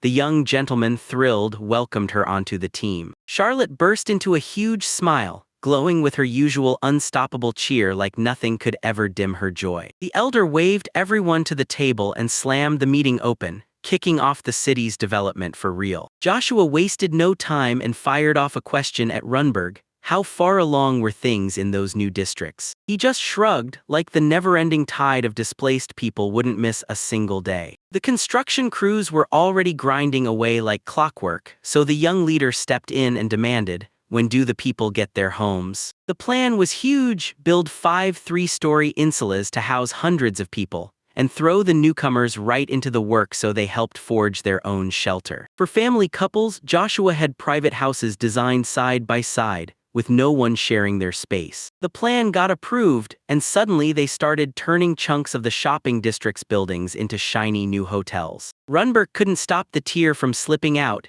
He was so moved by how the Lord cared for the homeless. Joshua didn't flinch. He took the old man's storm of emotions in stride and hit him with the truth. Paul runs the court, plain and simple. The builders were buzzing with energy, swearing they'd finish the whole project in just 10 days, even with zero real pressure hanging over them. From far away, their loud vow of loyalty hit the air, and the young man, fired up, ordered them to fetch the foreman so he could talk. He got a reminder: they've already got an amazing foreman, so management should trust him and leave the whole construction in his hands. Later, the talk snapped to security. Someone pitched building watchtowers to keep wild animals and monsters from tearing them apart. But Joshua only smirked with total confidence. He had no intention of beefing up the defense just yet. That blonde with the earring leaned in and promised she'd pull together a rock-solid crew of ex-military fighters and seasoned adventurers. All that had to happen was one thing: crush the city's security problem for good. The young man stepped up with a bold plan. He proposed naming a new head of the guard, and he aimed to swap the current head of the builders straight into that role. The gray man jolted him with a reminder about the next expeditions, then leaned in and pressed Walter for what other candidates were out there. The legendary leopard warrior Garuga went down in an instant. That beastman stayed way too quiet, and he was absolutely useless at handling people. The young man rubbed his chin like he was weighing fate, and decided it was smarter to leave Garug hunting in the forests, so Richmond was the only one left for the job. The mustached assistant stared in shock. He'd never met the guy before, and with nervous caution he asked Runberg again. Walter could only cling to one thing: the weird cylinder the mysterious man carried, and that low voice that still haunted him. That twist only made everyone even more curious, and Richmond got the invite to tomorrow's meeting. The young man snapped the conversation in a new direction, grilling the girls about what was happening in the city square. Then one of them suddenly flushed bright red. She blurted out, practically vibrating with excitement, that every single morning the townspeople swarm the new statue of the ruler and stare at his half-naked figure without even trying to hide their admiration. That confession hit him like a lightning bolt. Cold sweat flooded his face and he scrambled to steer the conversation back to agriculture. The cheerful maid rushed in and declared those wells were finally enough. Irrigation was no longer a problem, and the fields were already getting seeded with fresh new crops. The maid could barely hide her admiration for how thoroughly Mr. Joshua had planned it all, so he swore that he'd dig a canal through the fields as soon as he possibly could. He warned that if they sow the land now, the canal's construction will smash every crop right off the ground. The girl caught on in a flash and promised she'd fence off the land right away for the water bodies that were coming. Suddenly, Joshua snapped, calling Charlie's name and yanking her right out of her thoughts. The young man cut straight to it. The city has to jump into full-on livestock farming right now, or people won't get the nutrition they need. The knight's eyes lit up as he handed her the mission to link up with Walter, then seize control of the food supply and hunt down fresh new plants. She beamed, raised her hand in a joyful salute, and proudly grabbed the task like it was hers to win. But Joshua didn't stop. He dumped the work of essential goods on her too, like fabrics and paper. He told her to go straight to their metal and lighting specialists for help. And then, with a final warning, he said it loud: people are scarce everywhere, so we'll have to plan around the brutal labor shortage. The young man smirked to himself. He'd handed that workaholic a brutally impossible task, and she didn't even flinch. Charlie wasn't just eager, she was practically sparkling with the urge to rush into work right now. She couldn't wait a second. She was itching to jump into the work right away. Seeing her pure fanatic drive, Joshua leaned in and told her not to go overboard, because he knew his own limits, and under a mountain of responsibilities he'd be the one to fold. The penguin strutted across the scene with total confidence, and in the process it spelled out Joshua's bold mission to build a real battery. Behind the scenes, Charlie kept hammering away by the blazing oven. Joshua tiptoed up and asked, "Can our invention really wipe out magical stones for good?" The bird snapped out the recipe: lead diluted sulfuric acid,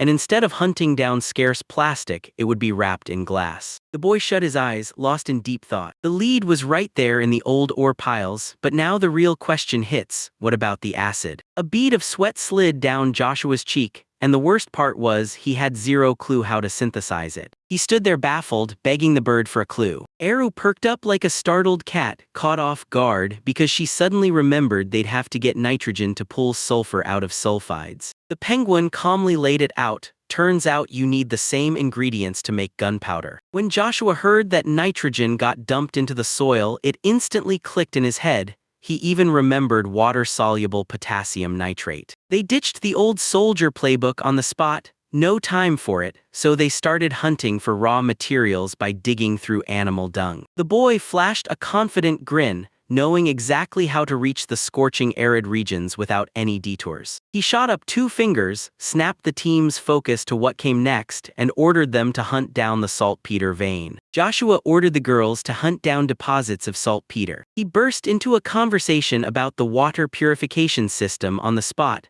while everyone else argued about how huge the recently discovered rubber was. Suddenly, out of nowhere, someone grabbed the boy's cheeks and squeezed them tight. The satellite, eyes brimming with tears, pleaded with Joshua to finally silence his secret whispers to Sujiro. The awkward boy cringed, apologized for getting carried away, and swore he'd break everything down in simple words. Aruru snapped, a frown of offense burning across her face. The beast human maid cringed at her own ignorance, and Joshua softly urged her to step in with the listeners. He beamed warmly, like the world just handed him good news. Here's the deal: he'd still have to raise the station from the ground up, and then explain all those brutal, complicated technologies to regular workers. First, he had the girls picture a totally normal lake, fish swirling under the surface, algae drifting like it owns the place. In nature's loop, fish chow down on plants, drop waste that rots and breaks down, and then, boom, that turns into rich fertilizer that feeds the plants all over again. Dirt doesn't magically vanish on its own. Tiny, invisible microorganisms are the ones doing all the heavy lifting. They straight up devour the trash like it's a full-course meal. When Aruru figured out that the bacteria had to breathe air, Joshua finally spilled the real move: someone would have to keep that water constantly soaked with oxygen. Sequoia just blinked, completely thrown off and lost for words. The boy slammed his foot into the water and blasted a wild cloud of bubbles into the air. The moment he spilled his plan, the girl snapped into understanding.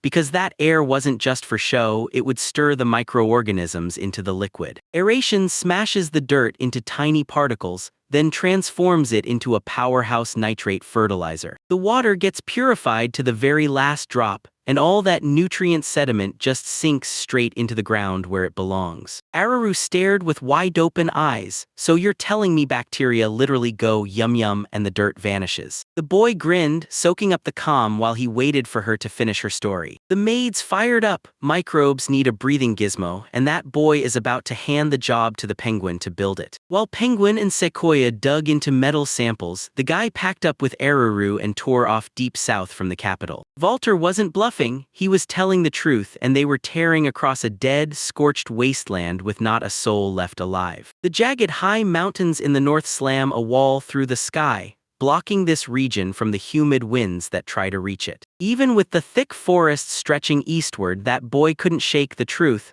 surviving on this land is nearly impossible. Beyond the hazy edge of Camperland, the final streaks of green collapse into dry, cracking soil. Aruru stared into his eyes with pure hope. Could they actually find nitrogen here? A deaf hollow emptiness swallowed everything around him. The boy told them saltpeter only survives in dry places, so the desert is their best shot. Suddenly, a gaggle of vulture-like birds tore across the sky, and the girl inched into a dreamy whisper: "I'm starving." Panic hit him as he realized the predators were gearing up to strike, while Aruru, hungry and exposed, was already openly slobbering over the fresh meat. Suddenly, a sharp memory of a brutal cliff in the west slammed into his mind, and he urged everyone to go there right now. The very next day, a massive chasm tore open in the earth right in front of them. To stop Aruru from slipping, the boy cinched her tight with a rope, hauled her in close, and kept her steady as she stared straight down into the abyss. Saltpeter dissolves in water and greenery pulls it right back out.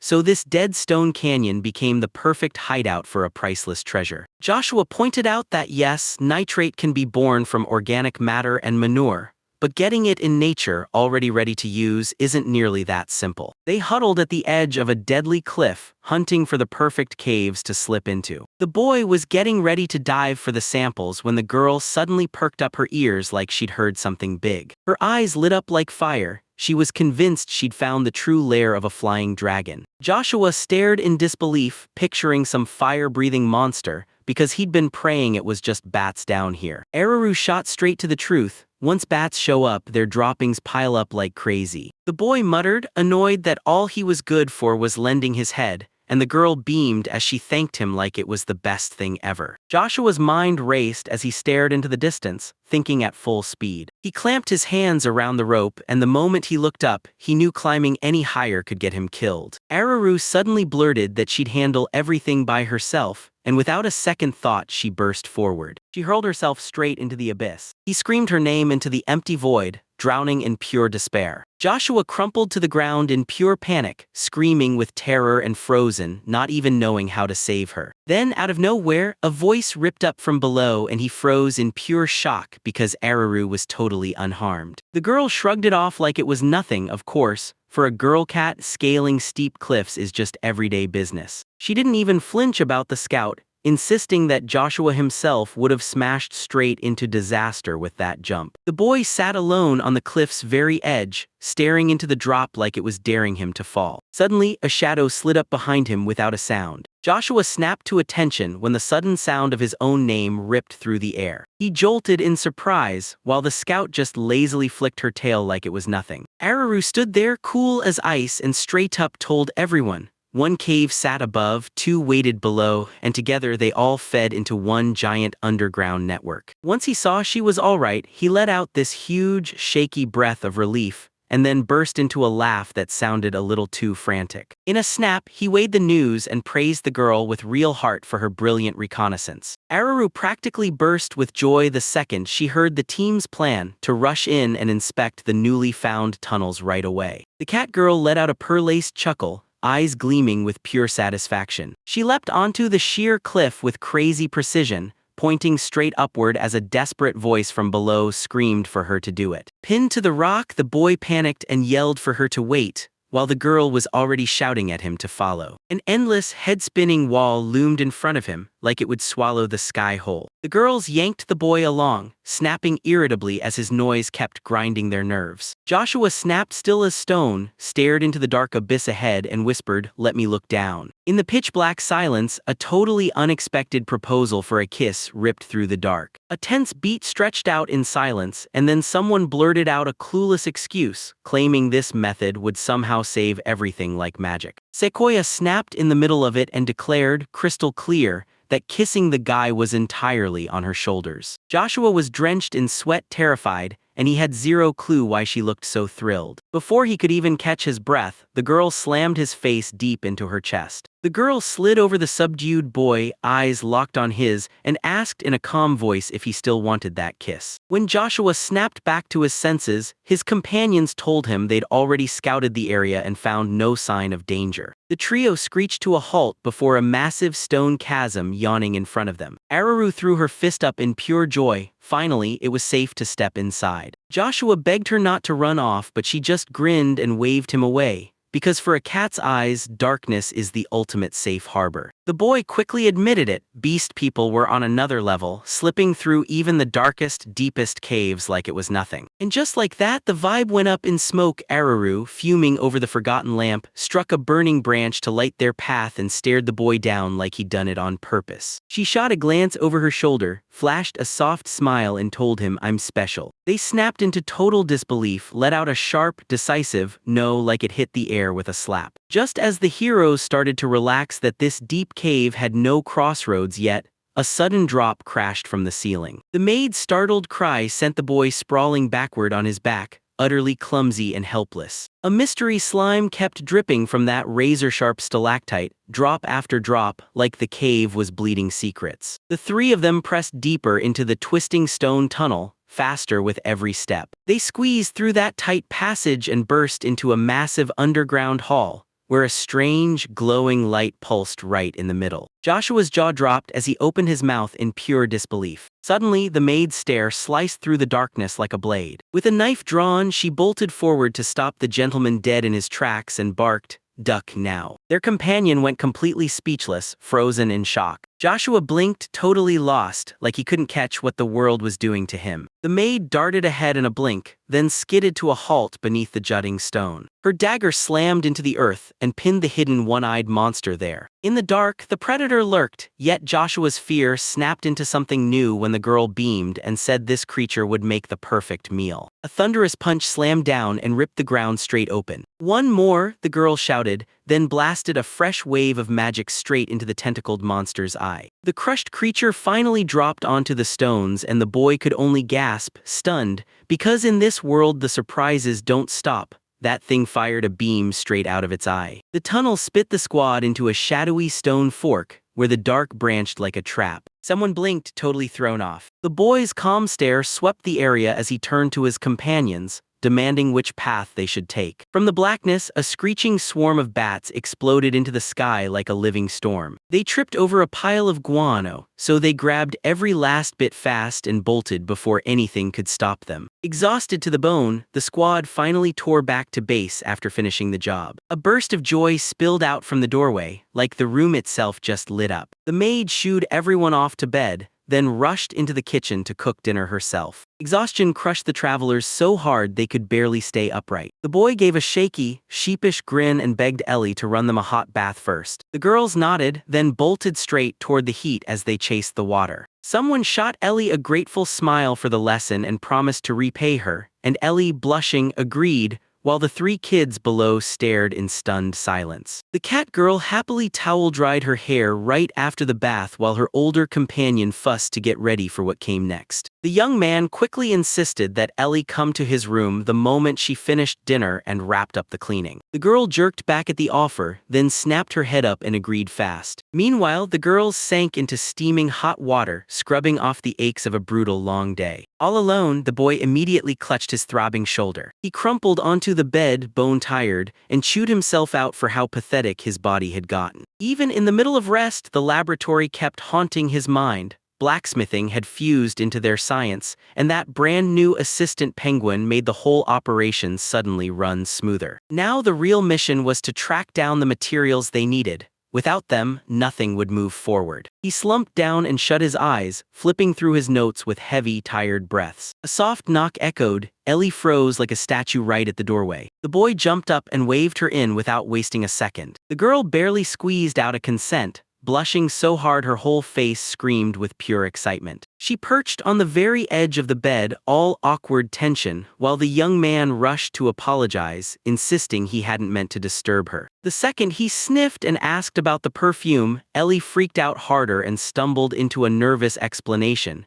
insisting she'd only done it because a personal invitation somehow required it. Ellie's cheeks flared bright red and the boy just blinked, smiling anyway, totally baffled. The boy burst out laughing, shouting that he'd cracked the secret, because that sesame oil smell led him straight to it. He snapped silent at once, buried his embarrassment behind a sudden cough, and Ellie blinked hard in pure shock. The girl said with total confidence that he'd pull it off, but the young man just let out a heavy sigh like he knew that giving people a roof won't automatically buy them comfort. He admitted he'd never even bothered to think about luxury stuff like perfumes, and before he could catch his breath, the new tasks had his head spinning. The young man flashed a gentle smile and thanked Ellie for planting the spark that sent all those thoughts spinning. Her cheeks burned bright with a scorching deep blush. She dropped her eyes and whispered, "I don't deserve your gratitude." The boy berated himself in his head, dragging her to his room this late was a total disaster. Ellie's body seized up with a jolt of intense, gut-wrenching discomfort. To break the tension, he snapped the talk over to Charlie and all the new responsibilities she'd just been handed. Ellie snapped back to the worried ward, still chewing on her sandwich like it was the only break she'd ever get,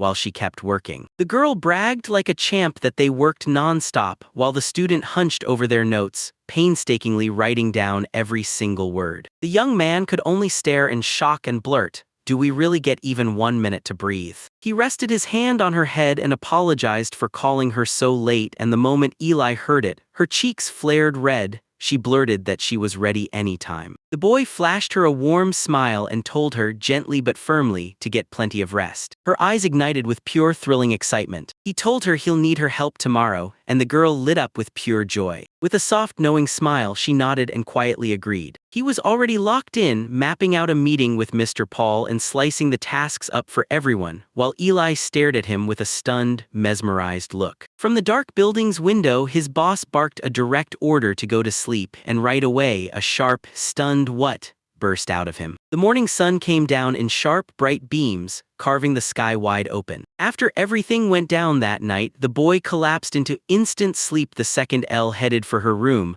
wiped out cold from exhaustion. He flashed a grin, practically buzzing with anticipation for the day to finally kick off. Elle reminded everyone that today's meeting would pack the room with even more faces than before. Just like yesterday's scene, this strange guy in a top hat strutted up and loudly introduced himself as Richmond to a regular carpenter named Paul. That stranger's mask shimmered like it was dripping with pride and spectacle. His eye twitched on its own from the sheer shock of the contrast. The robot awkwardly blinked, then answered with a polite bow that just didn't fit its gears. Only now did the guy finally get what Walter meant when he called Richmond that extremely specific name. He leaned in and told Runberg he'd met that strange guy himself the very day before. Civvy Runberg didn't hesitate for a second. He straight up confirmed it was the very same Richmond he'd known all along. All that was left for him was pure joy, because after all that time he'd actually stumbled into an old friend again. Right at the meeting, the guy slammed every problem onto the table. First the flood of displaced people and the brutal housing shortage, then the scary lack of magical and burning stones. A massive infrastructure overhaul loomed ahead,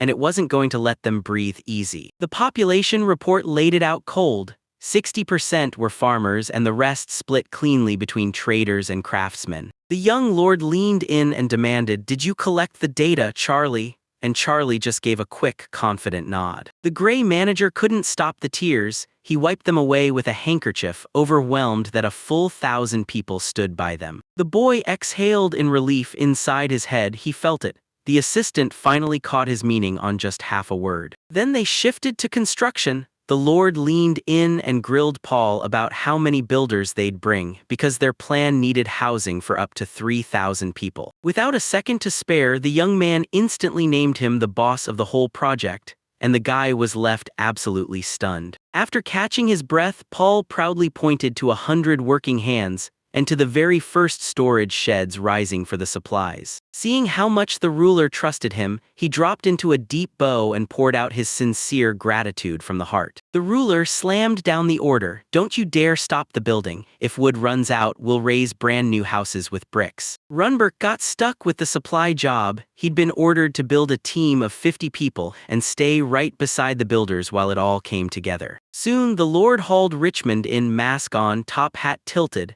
and straight up appointed him to run the city's security. Guilt crashed through him as he dropped his eyes, terrified that he didn't have what it takes. A tense hush slammed onto the table for one breath, and nobody dared to move. But the Lord eased his doubts with a warm smile. Richmond's skills had already earned respect, and with a role this tough, trusted assistants could always be brought in. The masked man shot back that the offer was an incredible honor, but then he warned that this role came with crushing, colossal responsibility. The boy stood there, stunned, trying to figure out what kind of past trauma had so utterly crushed this warrior's confidence. The stranger blurted out his heart's desire to see the city thrive and to see the young man rise, and that's why he's terrified he'll mess it all up. Then the young lord flashed back to those crowds of exiles, workers, and adventurers already pouring in here, all hunting for a brand new life. He said that for some people, a broken past turns into cherished memories, while others would rather burn every trace of it away forever. The warrior stood there in silence, gripping every beat of the moment like it might explode. The boy shot forward in a sudden lunge. He snapped that the stranger's past doesn't matter at all. because their city only has eyes for what comes next. Staring that warrior dead in the eyes, the young man demanded to know, would the Richmond sitting right in front of him back him up? The man fumbled for the mask, baffled, as if he could deny what was happening. His lips tightened and you could feel the thrill snapping into place. The young man flashed a soft smile, then let him keep his face hidden, fully accepting his own masked knight with sheer, joyful trust. Overwhelmed with gratitude, Richmond yanked off his hat, bowed to the ground, and swore he'd serve the young master until his body finally gave out. The boy grinned wide, and with that one bright step, the city's future just leaped forward,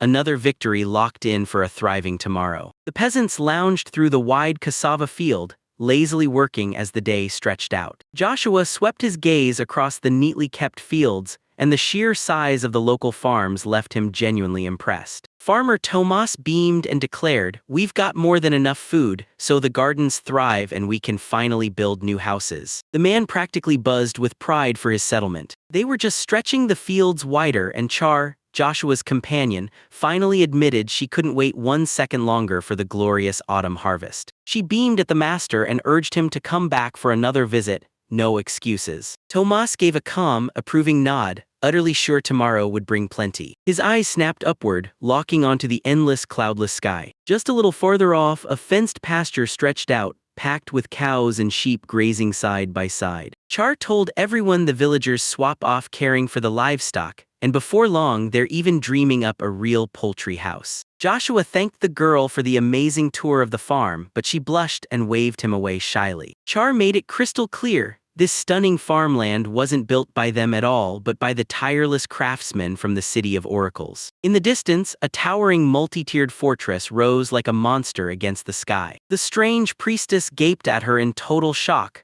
barely able to believe anyone could build something that grand. The saint slumped in place, finally shutting her eyes as one trembling bead of sweat slid down her skin. She asked almost casually to set the documents on the altar, then the assistant snapped in, cutting her off cold, saying this couldn't wait even for a second. Count Zyfredin, tied tightly to the Northern Empire, suddenly thundered that he was breaking free, and he blurted it out with anxious shock. The subordinate panicked on the spot, blurting, "What do we do with the rebel, and are we calling the Order's military commanders now?" The girl just stared at the deity's statue with unshaken calm and said, "The god is silent, so we don't move at all." Mr. Granner nodded with humility and swore he'd dig up every last piece of information he could find. Tension tightened across his face. What if this sudden hunch was the Oracle sending a message? She confirmed it, and then she said God dropped an even bigger revelation in her lap. The saint snapped around, eyes blazing, and barked one urgent command: "Get the medicine ready right now." Months have blown by since Joshua finally settled into Cumberland. The city streets roared on like always, grinding forward with the same relentless pace. During this time, the young man and his assistants pushed the materials to absolute perfection. They cranked up battery production and pushed the settlement's big, large-scale development into overdrive. That final problem still burned in his chest: energy generation, so he tore into the forest, hunting for allies to help him crack it. From behind the trees, a gigantic horned shadow of a beast suddenly swallowed the space over him, and a terrified scream ripped straight out of his chest. His blood turned to ice as horror slammed into him. The fight never even broke out. This predator caved instantly when they offered maple syrup, and the fox girl sealed a deal that paid off big. Joshua let out a shaky sigh of relief and shot them an excited invite. "I'll see you at the forge tomorrow." Staring at the monster's electric glow, the young man swallowed his fear and begged the fox sequoia to plead for him, just enough magic fur to matter. The beast eyed him suspiciously, like it knew he was trouble. Luckily, the giant kindly let them snag a strand from right near the tail. A horned giant towered over the company, looming like doom as it waited for someone to make the first move. Sequoia didn't waste a second. She snatched his fluffy tail with a hard, unwavering grip. The boy pulled out a wild bundle of strange hair, jammed it into a light bulb, and shockingly, the strand proved tougher than tungsten. The hand clenched tight, gripping those tough fibers with raw strength. The penguin kept insisting that this stuff is way easier to process,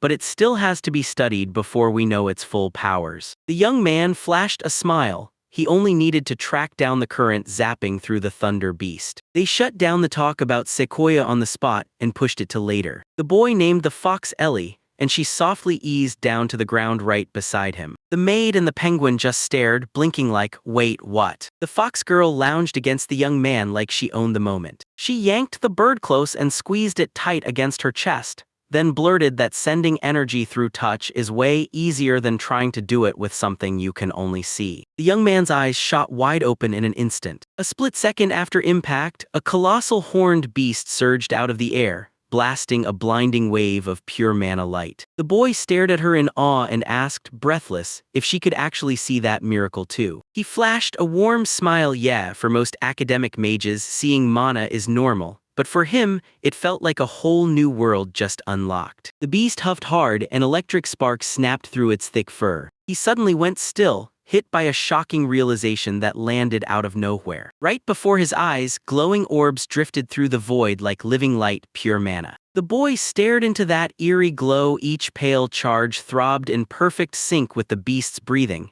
and its relaxed paws hung there, totally empty. A faint ribbon of energy faded out into the air like it was never even there. For some reason, the streams of force totally missed the charged spin and just splashed everywhere around it instead. He narrowed his eyes and stared hard, trying to snap every clue into place. Without even glancing away, he leaned in and demanded Joshua's maid show him, right now, how the thunder beast breathes. As the girl fell into thought, he snapped at himself in his mind. He needed to hold onto energy longer to truly catch its essence, not just blurt out that mana was there. Nope, that's not it, Joshua snapped with sudden confidence. He breathes pure mana. That single sentence snapped the puzzle pieces into place in his head, because of course that beast doesn't rely on brute strength alone. The boy froze in shock as the truth hit him. This whole air was thick with mana, and everyone around him was gulping it non-stop just to stay alive. He spun away, crushed by disappointment, begging for just one thing. Could he finally see that spilled invisible energy out there in space? He drew a long, steady breath, shoved the useless thoughts aside and forced his mind to focus. And when he lifted his eyes, the space above him was already alive, shimmering with a bottomless ocean of glowing spheres. The young man snapped still in pure shock, eyes wide as he stared up into the unknown. The young man leaned into the sky, locking eyes on the mana trail, and ordered his companions to follow its shifts, because he'd finally managed to read it. The giant wolf sucked in a deep breath, and the beast gulped down the purest magic straight through its mouth. The boy couldn't stop himself. Was this energy getting slammed straight into the thunder monster's body? Those glowing streams of mana flooded into the beast's body in an instant, blazing through every inch like liquid light. Lightning sliced the sky in a split-second flash. The penguin practically buzzed with excitement about bioluminescence, and the guys went wide-eyed when they realized the fur didn't just glow, it acted like a catalyst, turning mana into pure current. The girl just stared, blinking in total disbelief, like none of those wild scientific words made a single lick of sense. The blonde young man flashed a grin. He didn't know fancy words, but old lessons kicked in and he remembered this. Magic doesn't spark from one thought alone. Energy has to pile up first, then get reshaped by a strict rule-by-rule logic, like you're following a chemical formula to the letter. The whole world ran like a living computer circuit, building spells piece by piece and launching them on command. The puzzle clicks into place. If a beast can turn mana into lightning, then you can flip that whole trick back and pull magic right out of plain old electricity. With zero hesitation, the hand started sketching a brand new formula, while the others groaned that they had absolutely no clue what was even going on. A few frantic tries, a little time to mess up, and then, right in front of that stunned crowd, a real car battery finally appeared. The girl beast locked eyes with her friend, hope trembling in her voice as she finally dared Joshua to activate the device. The fox girl inched out from behind the wall, eyes wide, staring at the prototype device like it had her under a spell. The boy snapped still, staring into nothing. He'd totally blanked on it. The penguin leaned in and asked in a no-nonsense voice if the converter was ready yet. The young man scrambled to explain, no semiconductor diode at all. And then the bird swore it would make it right away, no questions asked. A huge, by the way, just dropped into the moment and hung there, daring everyone to notice. That penguin narrowed its eyes, like it couldn't decide what it was seeing. Without a converter, he made it crystal clear. the current won't settle into anything constant and that battery won't charge, period. The boy sprang to his feet in shock at the sudden click of it all. Wait, a vacuum tube. In his mind, the memory of that brand new brilliant light bulb burst to life like a flash of pure lightning. As the fox stumbled through the word vacuum with hilarious struggle, the young man puffed up proudly and swore that the bipolar vacuum tube is one of the greatest diodes. The young man stormed back to Sequoia and demanded she create the formula for vacuum magic. Their eyes lit up with magical possibilities and the boy couldn't wait. He vowed he'd get everything ready fast. That crazy setup of glass flasks finally clicked into place, and everything was ready to go. The electricity plan actually worked, so now everything rides on the final step, the penguin's magical formula. They yanked Manu hard, straight out of the thunder beast's wild, spiky hair. Bright flashes burst and glittered beneath the thick glass. Sudiro burst out with joy, energies already on the way. Then the second he said it, the penguin's heavy stare pinned everyone in place. The birds kept staring at him, silent, unblinking, and somehow eerie. The boy got it instantly. Mana was blasting straight through the glass. The battery's precious energy just bled away into the air, slipping off into nothing with zero resistance. Everyone stared in helpless silence, realizing there was no way to bridge that gap with just bare hands. She urged them to slam a powerful magical seal onto the vessel and trap the energy inside for good. Arachne threads were the perfect weapon. Once they wrapped around, they completely choked off mana at the source. I had to sneak into Sekei's personal inbox without permission just to grab the material, and the second I did, the girl snapped shut her supplies with pure rage. She twisted a thick roll in her hands, scrunching her face like it tasted bitter. She refused to weave by hand, so she spun it with magic, while Sujiro scratched his head, trying to figure out how to wrap that battery with these threads way more easily. A savage whirlwind ripped through the air, and the boy could only blurt out in sheer disbelief. A razor-thin thread of money started to reel onto the spool with a sharp whistle. The energy vortex screamed and spun even faster, like it couldn't wait for what came next. One move at a time. The bearded master scowled as extracting the mana got harder by the second, because it was jammed tightly inside the battery. The young man clutched the heavy bag with both hands and gave a proud nod like, "Yeah, this is exactly right." The final turn got snatched tight, winding itself around that perfectly filled spool. Right ahead of them, they hauled together a messy pile of metal and shoreline stones, the magical ones included, stripped of their mana until they turned ordinary, and then they picked a few samples to test, right there. A young man with a bandage over one eye strode up to the peasants and told them, like it was a test, to keep the electricity running all night. Don't cut it off until morning. Sequoia thanked the people of Camparland with real heart for their grueling labor, because the moment to finally build the bridge is here. He clenched his fist with unshakable resolve. With arms stretched wide, the young man solemnly declared that the construction of not one, but two massive aqueducts was about to begin. The whole crowd exploded in happy cheers, chanting like one body ready to surge forward together. The bearded master watched him go with a proud, approving gaze. The old man squinted at the horizon with dreamy hope,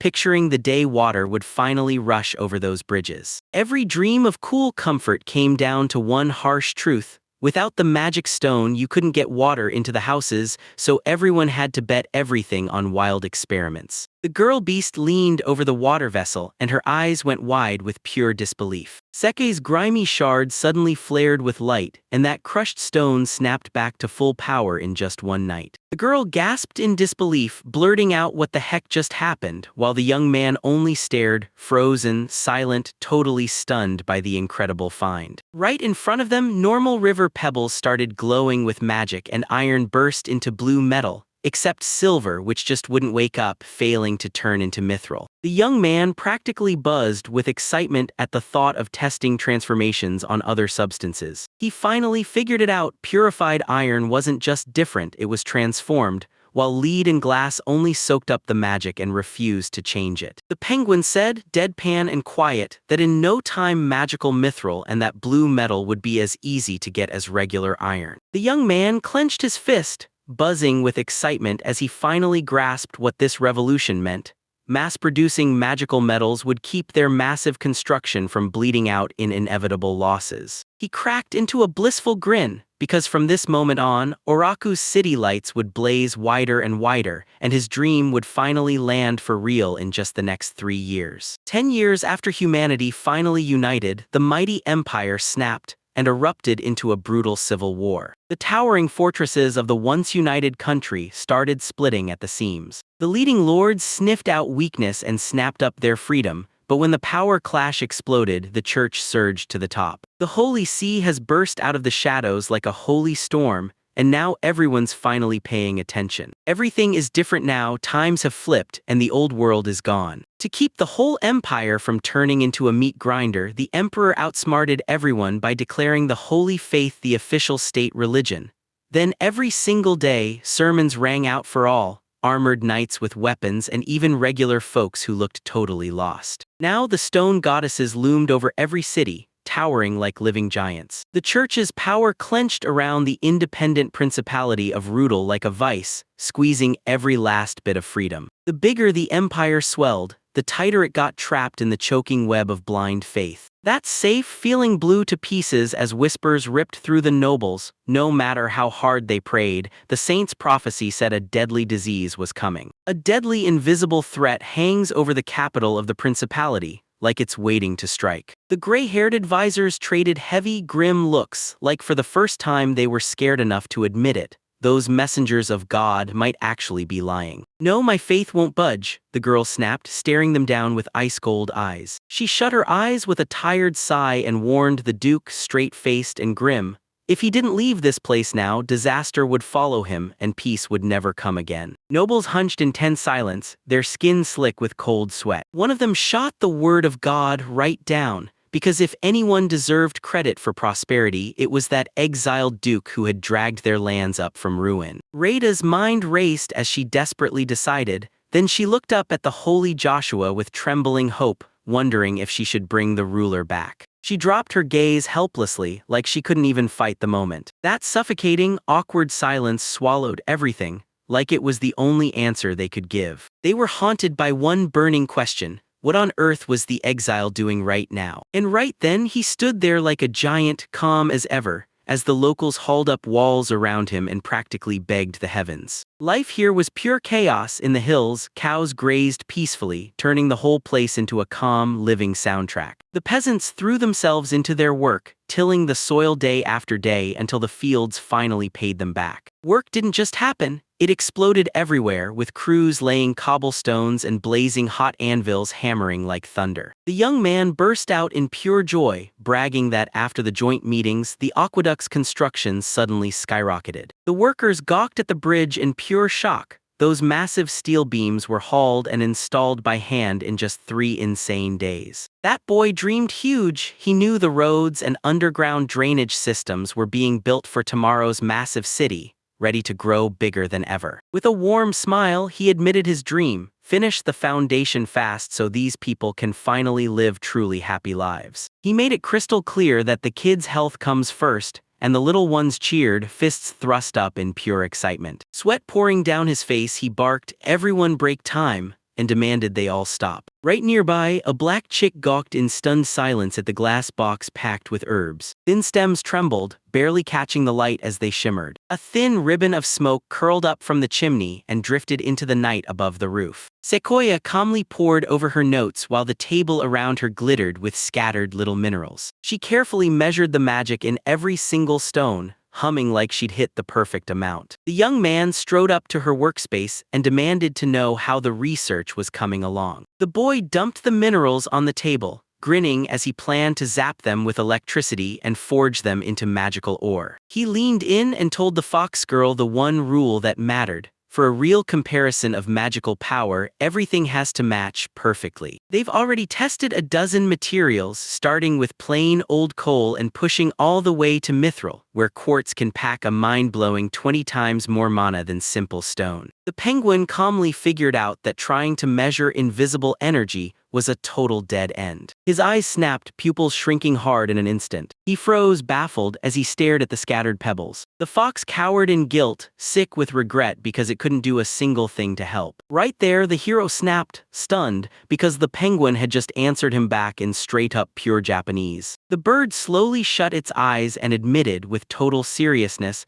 that it had only just learned how to say simple words so far. The fox flicked her eyes to her notes and realized this was exactly why the boy had demanded. She closely watched the transformation of Cole. The hero broke into a warm smile, finally feeling like they could talk like normal people again. He grumbled that using assistants for measurements drags on forever, but somehow he can't see the magic happening right in front of him. The penguin pored over the experiment results. No matter how he got transformed into burning coal, he never hit his limit, and he kept greedily gulping down mana like it was never-ending. The boy found his escape route in seconds. If you torch the stone right at the start of its transformation while it's still packed with mana, even a total magic-blind person will instantly spot the change in the flames. To run a proper experiment, plain burning stone just wouldn't cut it anymore. He needed to calculate everything with bigger glass, sand, or crystal. Tinkering with tiny samples finally hit a brick wall. Joshua spun the part between his fingers, locking in on how that battery really worked. Problems kept crashing down back to back. Glass sand was completely out, and every available craftsman had thrown themselves into massive construction to keep things from collapsing. The boy let out a tired, shaky breath. Those tiny stones inside the battery wouldn't do a thing, so he pushed for something bigger, or a whole new material altogether. A penguin snapped him back to reality. What's the point of a perfect lab specimen if it can't be mass-produced for regular people? The bird laid out a bold plan for the future, scrambling over the rocks to hunt down the crystals and raw materials it needed. They had to team up and crack the issue on the spot,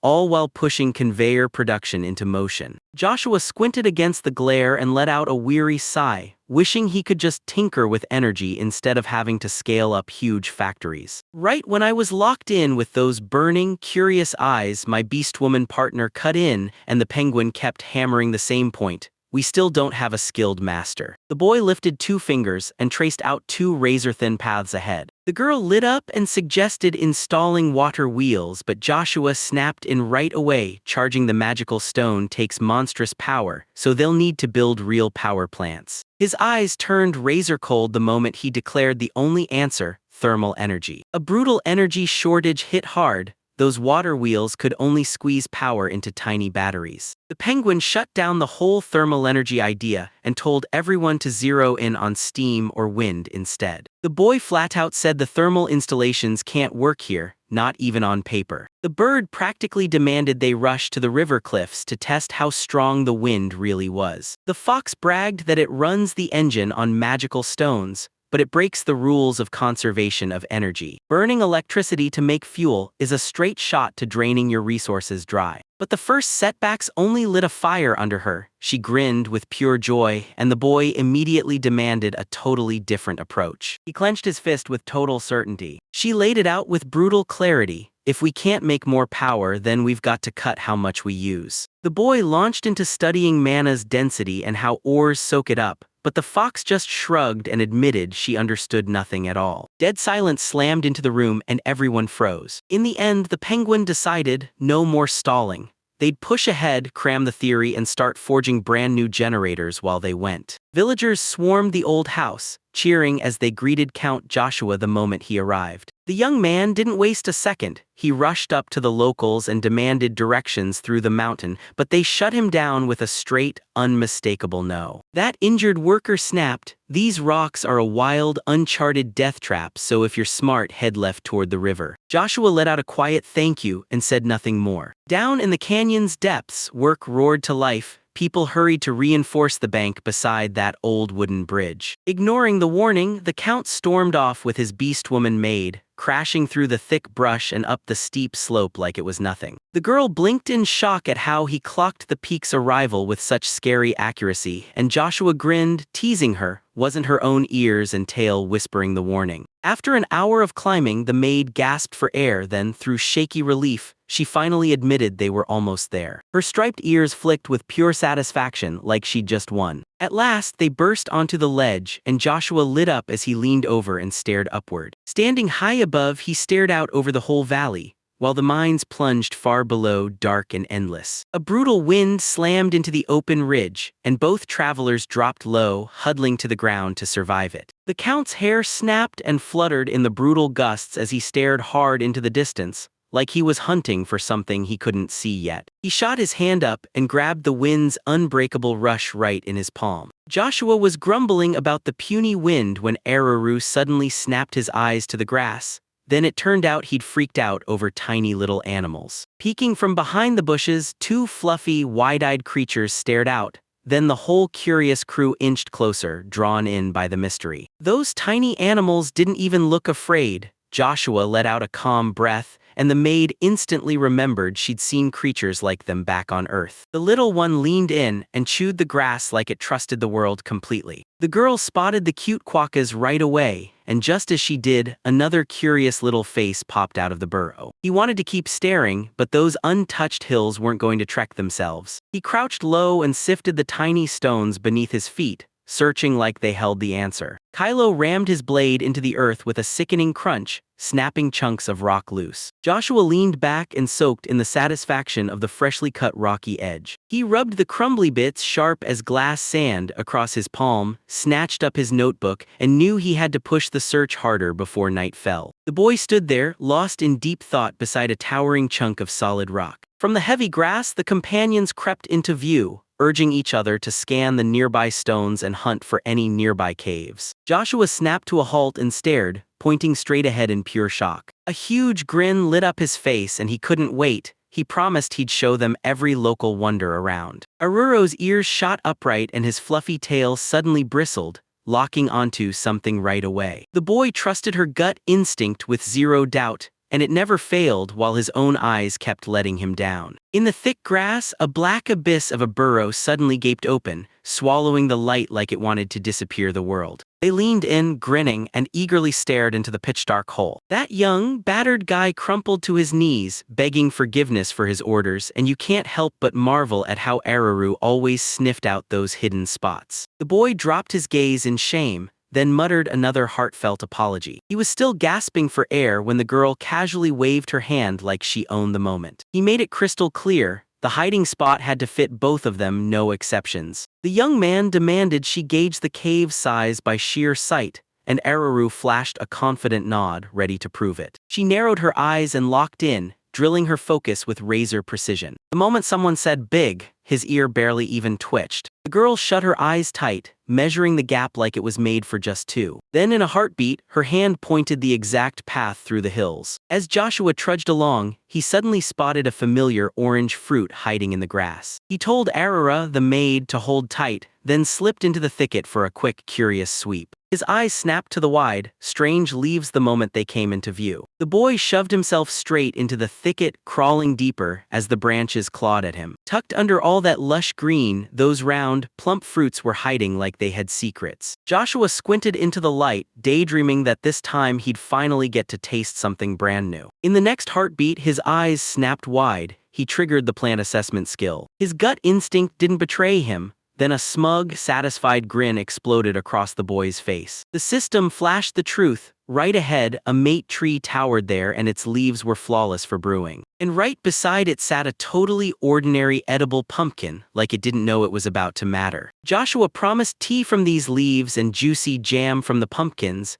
and the moment Aruru heard it, her eyes lit up like fireworks. Seeing the fruits were tiny, he dove into the rows and started digging through the beds for something bigger. The girl lit up and passionately pushed the idea, bring that harvest home. They piled a full basket, but right when the sweaty Joshua was about to bolt out, his body suddenly jolted, then he froze solid. The massive basket was stuffed so full of gathered plants it practically overflowed. Joshua blinked hard, completely thrown off. The maid beast jabbed her finger in a direction and barked that their one true target was the caves. She leaned in and stared into a dark, rocky crevice that swallowed the light. Joshua's eyes lit up the moment he found it and he couldn't hold back. he praised his companion with real, heartfelt excitement. She scowled hard, then nodded toward the tight, narrow passage like it was a warning. They screeched to a halt right before the world turned to total darkness. The guy saw it all coming and with total confidence snapped out a flashlight like he'd planned it. He raised the crystal glass with a smug grin, bragging like it was the crown jewel. The middle clasp snapped shut with a sharp, electrifying click. Joshua held the magical stone with steady hands and slid it carefully into place. The second the couple vanished into the dark, the girl snapped still, staring into a pair of foreign eyes. In the blink of an eye, a tiny winged dragon shot out of the darkness and slammed straight into Joshua's face. The girl screamed as the tiny creature barreled straight into the boy's head at full speed. With a wild scream, the monster tore off into the night, and Joshua's panic finally eased as the spirit soothed him. Meanwhile, Aruru the maid frantically shouted for her master. From the creeping darkness, a weird, lopsided wall shot up in front of them, like it had been hiding in the shadows for ages. Joshua inched the lantern closer, and there, jammed with rough mineral spikes, it practically dared him, so he shot out his hand and grabbed it right away. The boy's face burst into light like he couldn't believe what he was seeing. Fingers brushed the smooth, crystalline surface like it was alive. He spun to Aruru with pure excitement and shouted,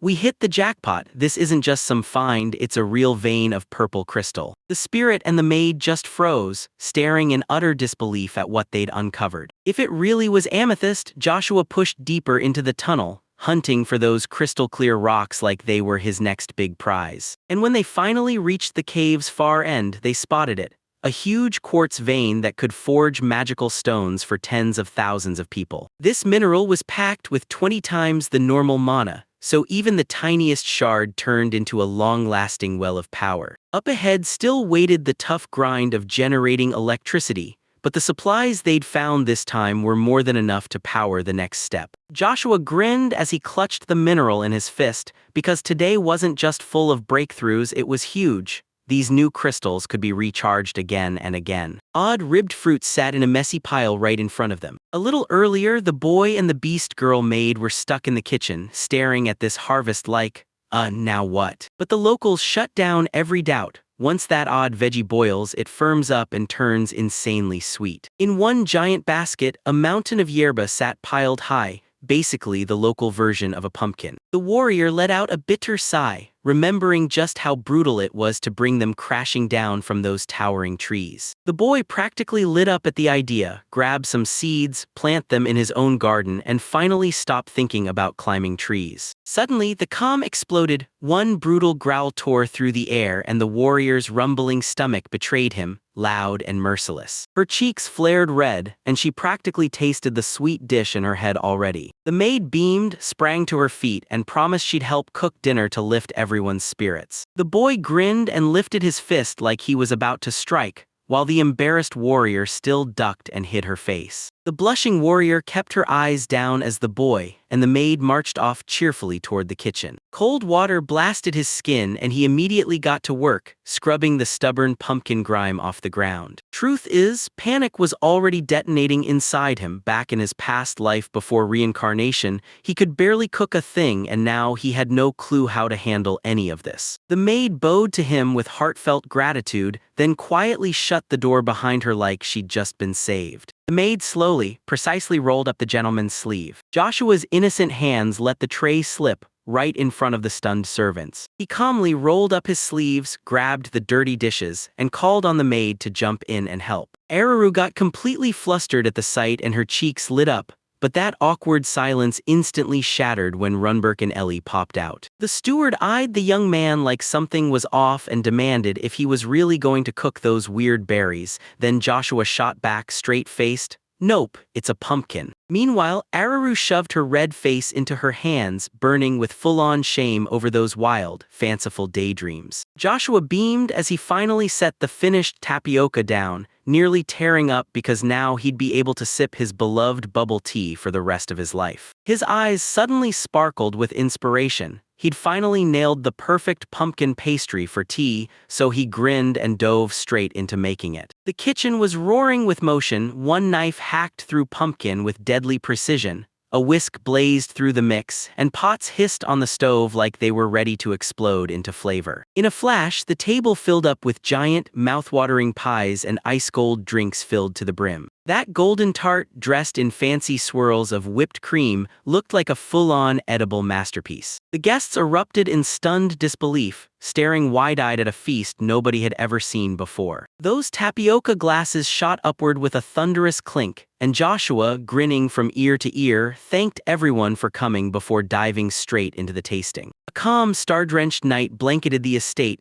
glowing like a quiet promise. The penguin remembered how weirdly windless the cliffs had been, and the young man instantly got what caused it. His companion just stared, utterly lost, like the world skipped a beat. Mornings hit, and soft smoke drifted lazily from the village hut like it owned the sky. The Cumberland border was right there, the ultimate spot to snatch those blazing magical stones. The boy couldn't shake the feeling of an invisible barrier, because the local foliage looked nothing like what he remembered. Everywhere he looked, towering trees crowded the landscape, yet not a single hint of the cassava he knew. He realized something terrifying: mana streams crash together here so hard they fuse into a warped rift, like tectonic plates smashing and locking in place. The young man leaned in and started telling the penguin how the wind and the altitude above sea level can completely twist the local climate. The bird locked eyes with him, and its gaze felt totally hollow, like there was nothing behind it at all. The maid girl snapped her head up,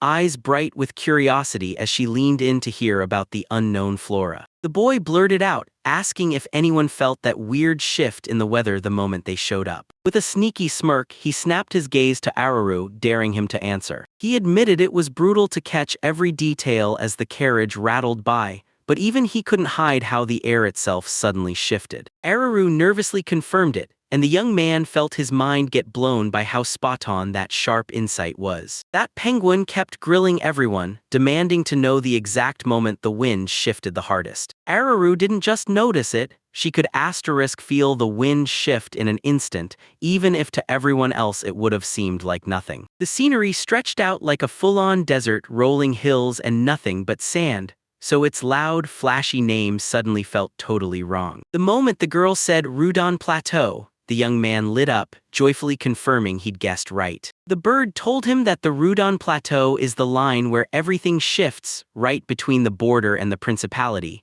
because that's where the weather suddenly flips and hits you like a storm. She stared at him in shock, firing off a demand for answers. The boy grinned and declared they'd blast off tomorrow, already riding the wave of good luck, while Aruru practically felt that happy journey waiting right around the corner. Thick steam choked the room, and at last, it was time for that long-awaited bath. The awkward young man blurted out an apology to the penguin, then somehow asked it to rub his back like it was his only hope. Outside, chaos erupted. Someone thrashed and clawed at their restraints, begging, "Let me out, and please release me." He beamed and declared with zero hesitation that hot baths are his favorite thing in the whole world. With the scorching water soaking him, the young man sank back and ignored the desperate screams outside, because he was 100% certain Ellie would never let a single uninvited guest get anywhere near him. Meanwhile, she snarled through the tension, forcing herself to keep the peace from cracking. Down the valleys, a desperate voice begged him to wait.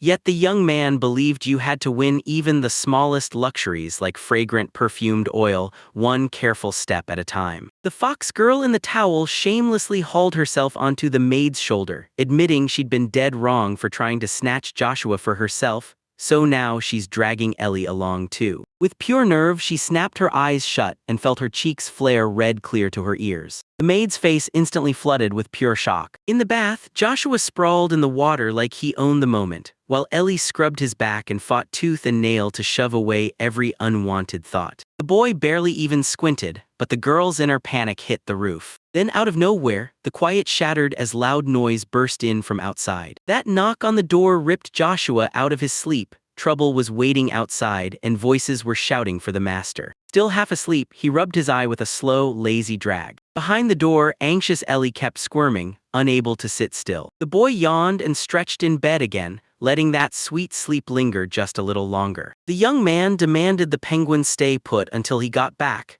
and the maid nodded in a quick, sharp motion. The maid snapped that she'd be different in a minute, because she had to rush right now. A thunderous boot slammed onto the ground in front of a stunned crowd of peasants, like it owned the moment. A grim stone building loomed ahead, its windows sealed behind heavy, unforgiving bars. The crowd buzzed with nerves. The boy shouted at Joshua, and Bartolo brushed off the villagers' questions with a dry, dismissive wave. Joshua spun around at the little one's piercing cry, his calm instantly cracking. Inside the wooden cage, fluffy winged creatures buzzed and squeaked in desperate, pitiful bursts. Joshua figured the creatures had scrambled into the attic for cassava, even though the boy had just seen beings like that for the very first time. The little one realized that their long, glowing fur could be a key advantage, and that's when the idea of domestication started to take over their mind. They weren't meant for meat at all, too tiny to even make a bite. But Joshua wasn't having any of it. He was dead set on getting those animals sheared. Suddenly, he fired off the question, would the boy come with him to the ranch? Joshua bolted away, shouting over his shoulder that he had to go talk to someone. He flashed a warm smile over his shoulder, time to talk about caring for the new pets,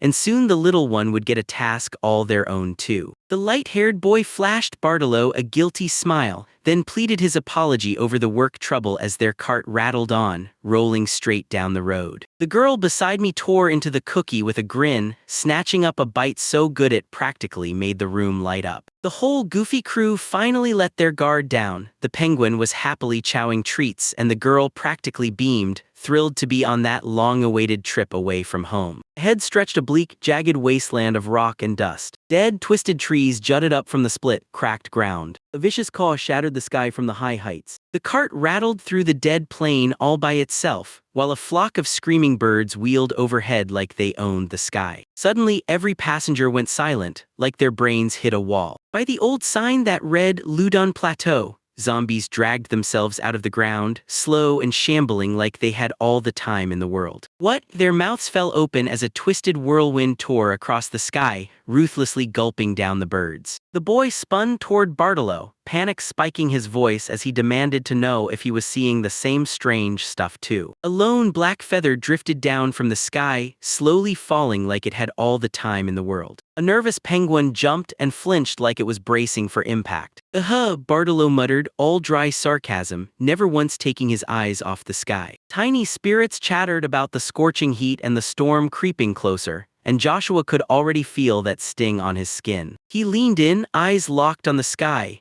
and the clouds slid around in the most unnatural way imaginable. Suddenly, a towering wall of water crashed in, and the heroes sprinted to throw a tarp over the horse-drawn cart before it got soaked. Rainstorm fury battered the ground without mercy. Dark clouds loomed overhead, and a heavy rumble growled through the sky. Man, that's really weird, the young guy said with a grin that screamed, I'm locked in, tell me more. Crouched under the roof, he watched the clear blue sky vanish in a blink. Then the storm slammed in like it was minutes away. Then bam, an unexpected spark hit him, a hot air balloon ride. He rubbed his chin again and again, then finally realized something was off. Abnormal air currents were definitely there. The maid stared at it, baffled, and demanded to know what kind of ball this was, and if it could really launch a person into the sky. Joshua blindsided the team with a wild idea: stuff the balloons with light air, then fire them straight up into the sky. Bartolo picked tough frog skin for the dome, and no matter what, it kept pulling attention back to him nonstop. The penguin confirmed it. This mysterious storm current was whipping along near the ground, ready to lift their transport again and again. Thanks to leftover magic, the skin didn't rip. It stayed smooth and stretchy even as it dried, turning into the perfect launch-ready canvas for flight. Everyone weighed the options, and yeah, getting hydrogen sounds easy, but trapping people inside that kind of explosive, highly flammable bubble is just asking for disaster. Meanwhile, the boy had his mind racing for something totally different. He just stared at the penguin in silence, wondering if that tiny bird would actually agree to ride along as a passenger. Suddenly, a memory jolted him and dragged up a line from an old-school textbook about hydrogen's mind-blowing energy. The girl tossed the idea out like it was nothing. She casually suggested building a stone burner. His mind was already blazing a terrifying fiery apocalypse, and a cold shiver ripped straight down his spine. To dodge the topic, he shot Sequoia a wild question: had she ever flown around as a dragon before? And instantly she blushed hard, caught off guard. With a grin in front of the stunned boy, the girl blurted out, I'm strong enough to fly without any dragons, and I'm doing it." Rain hammered down like a bucket dump, soaking the fresh blood that smeared across her torn sleeve. Out of nowhere, a hand yanked her hard toward them. Those fingers clamped down on the fabric with a death grip. The boy yanked her beneath the awning, shielding her from the rain, while she fumbled and protested at this wildly sudden courting. Sequoia's eyes dropped, her cheeks burning, and she barely managed to breathe out his name, Sequoia. But his eyes were wild with desperation. He practically pleaded with her for a favor. She kept grumbling about that false flirtation, but Sequoia flashed a warm smile and confessed that he could only put his trust in her for this mission. The girl cinched the rope around her waist and barked, "Back up, everyone." A shockwave of magic erupted, and she shot upward so fast that Sequoia choked on a gasp, mortified as she accidentally caught a glimpse of her underwear. Teetering up high in the sky, she leaned over and yelled down, testing whether that height would be enough. The boys snapped their heads up, staring at her silhouette carved against the clouds. The young man down below panicked, felt the wind ripping harder than he expected, and shouted to the penguin, "Are we really gonna be okay?" Sequoia urged her to climb a bit higher, and the girl shot upward without hesitation. A massive crane loomed high above the city, its long cable dropping down to check just how high they could safely build. The boy down below didn't even blink, his eyes locked onto the rope's path like he was tracking fate. He marked 12 meters as the perfect center point for that future arch. The crowd stared upward in stunned awe, and tears of pure reverence spilled down their faces. And right here, stretching over the river, is the payoff of all their sweat.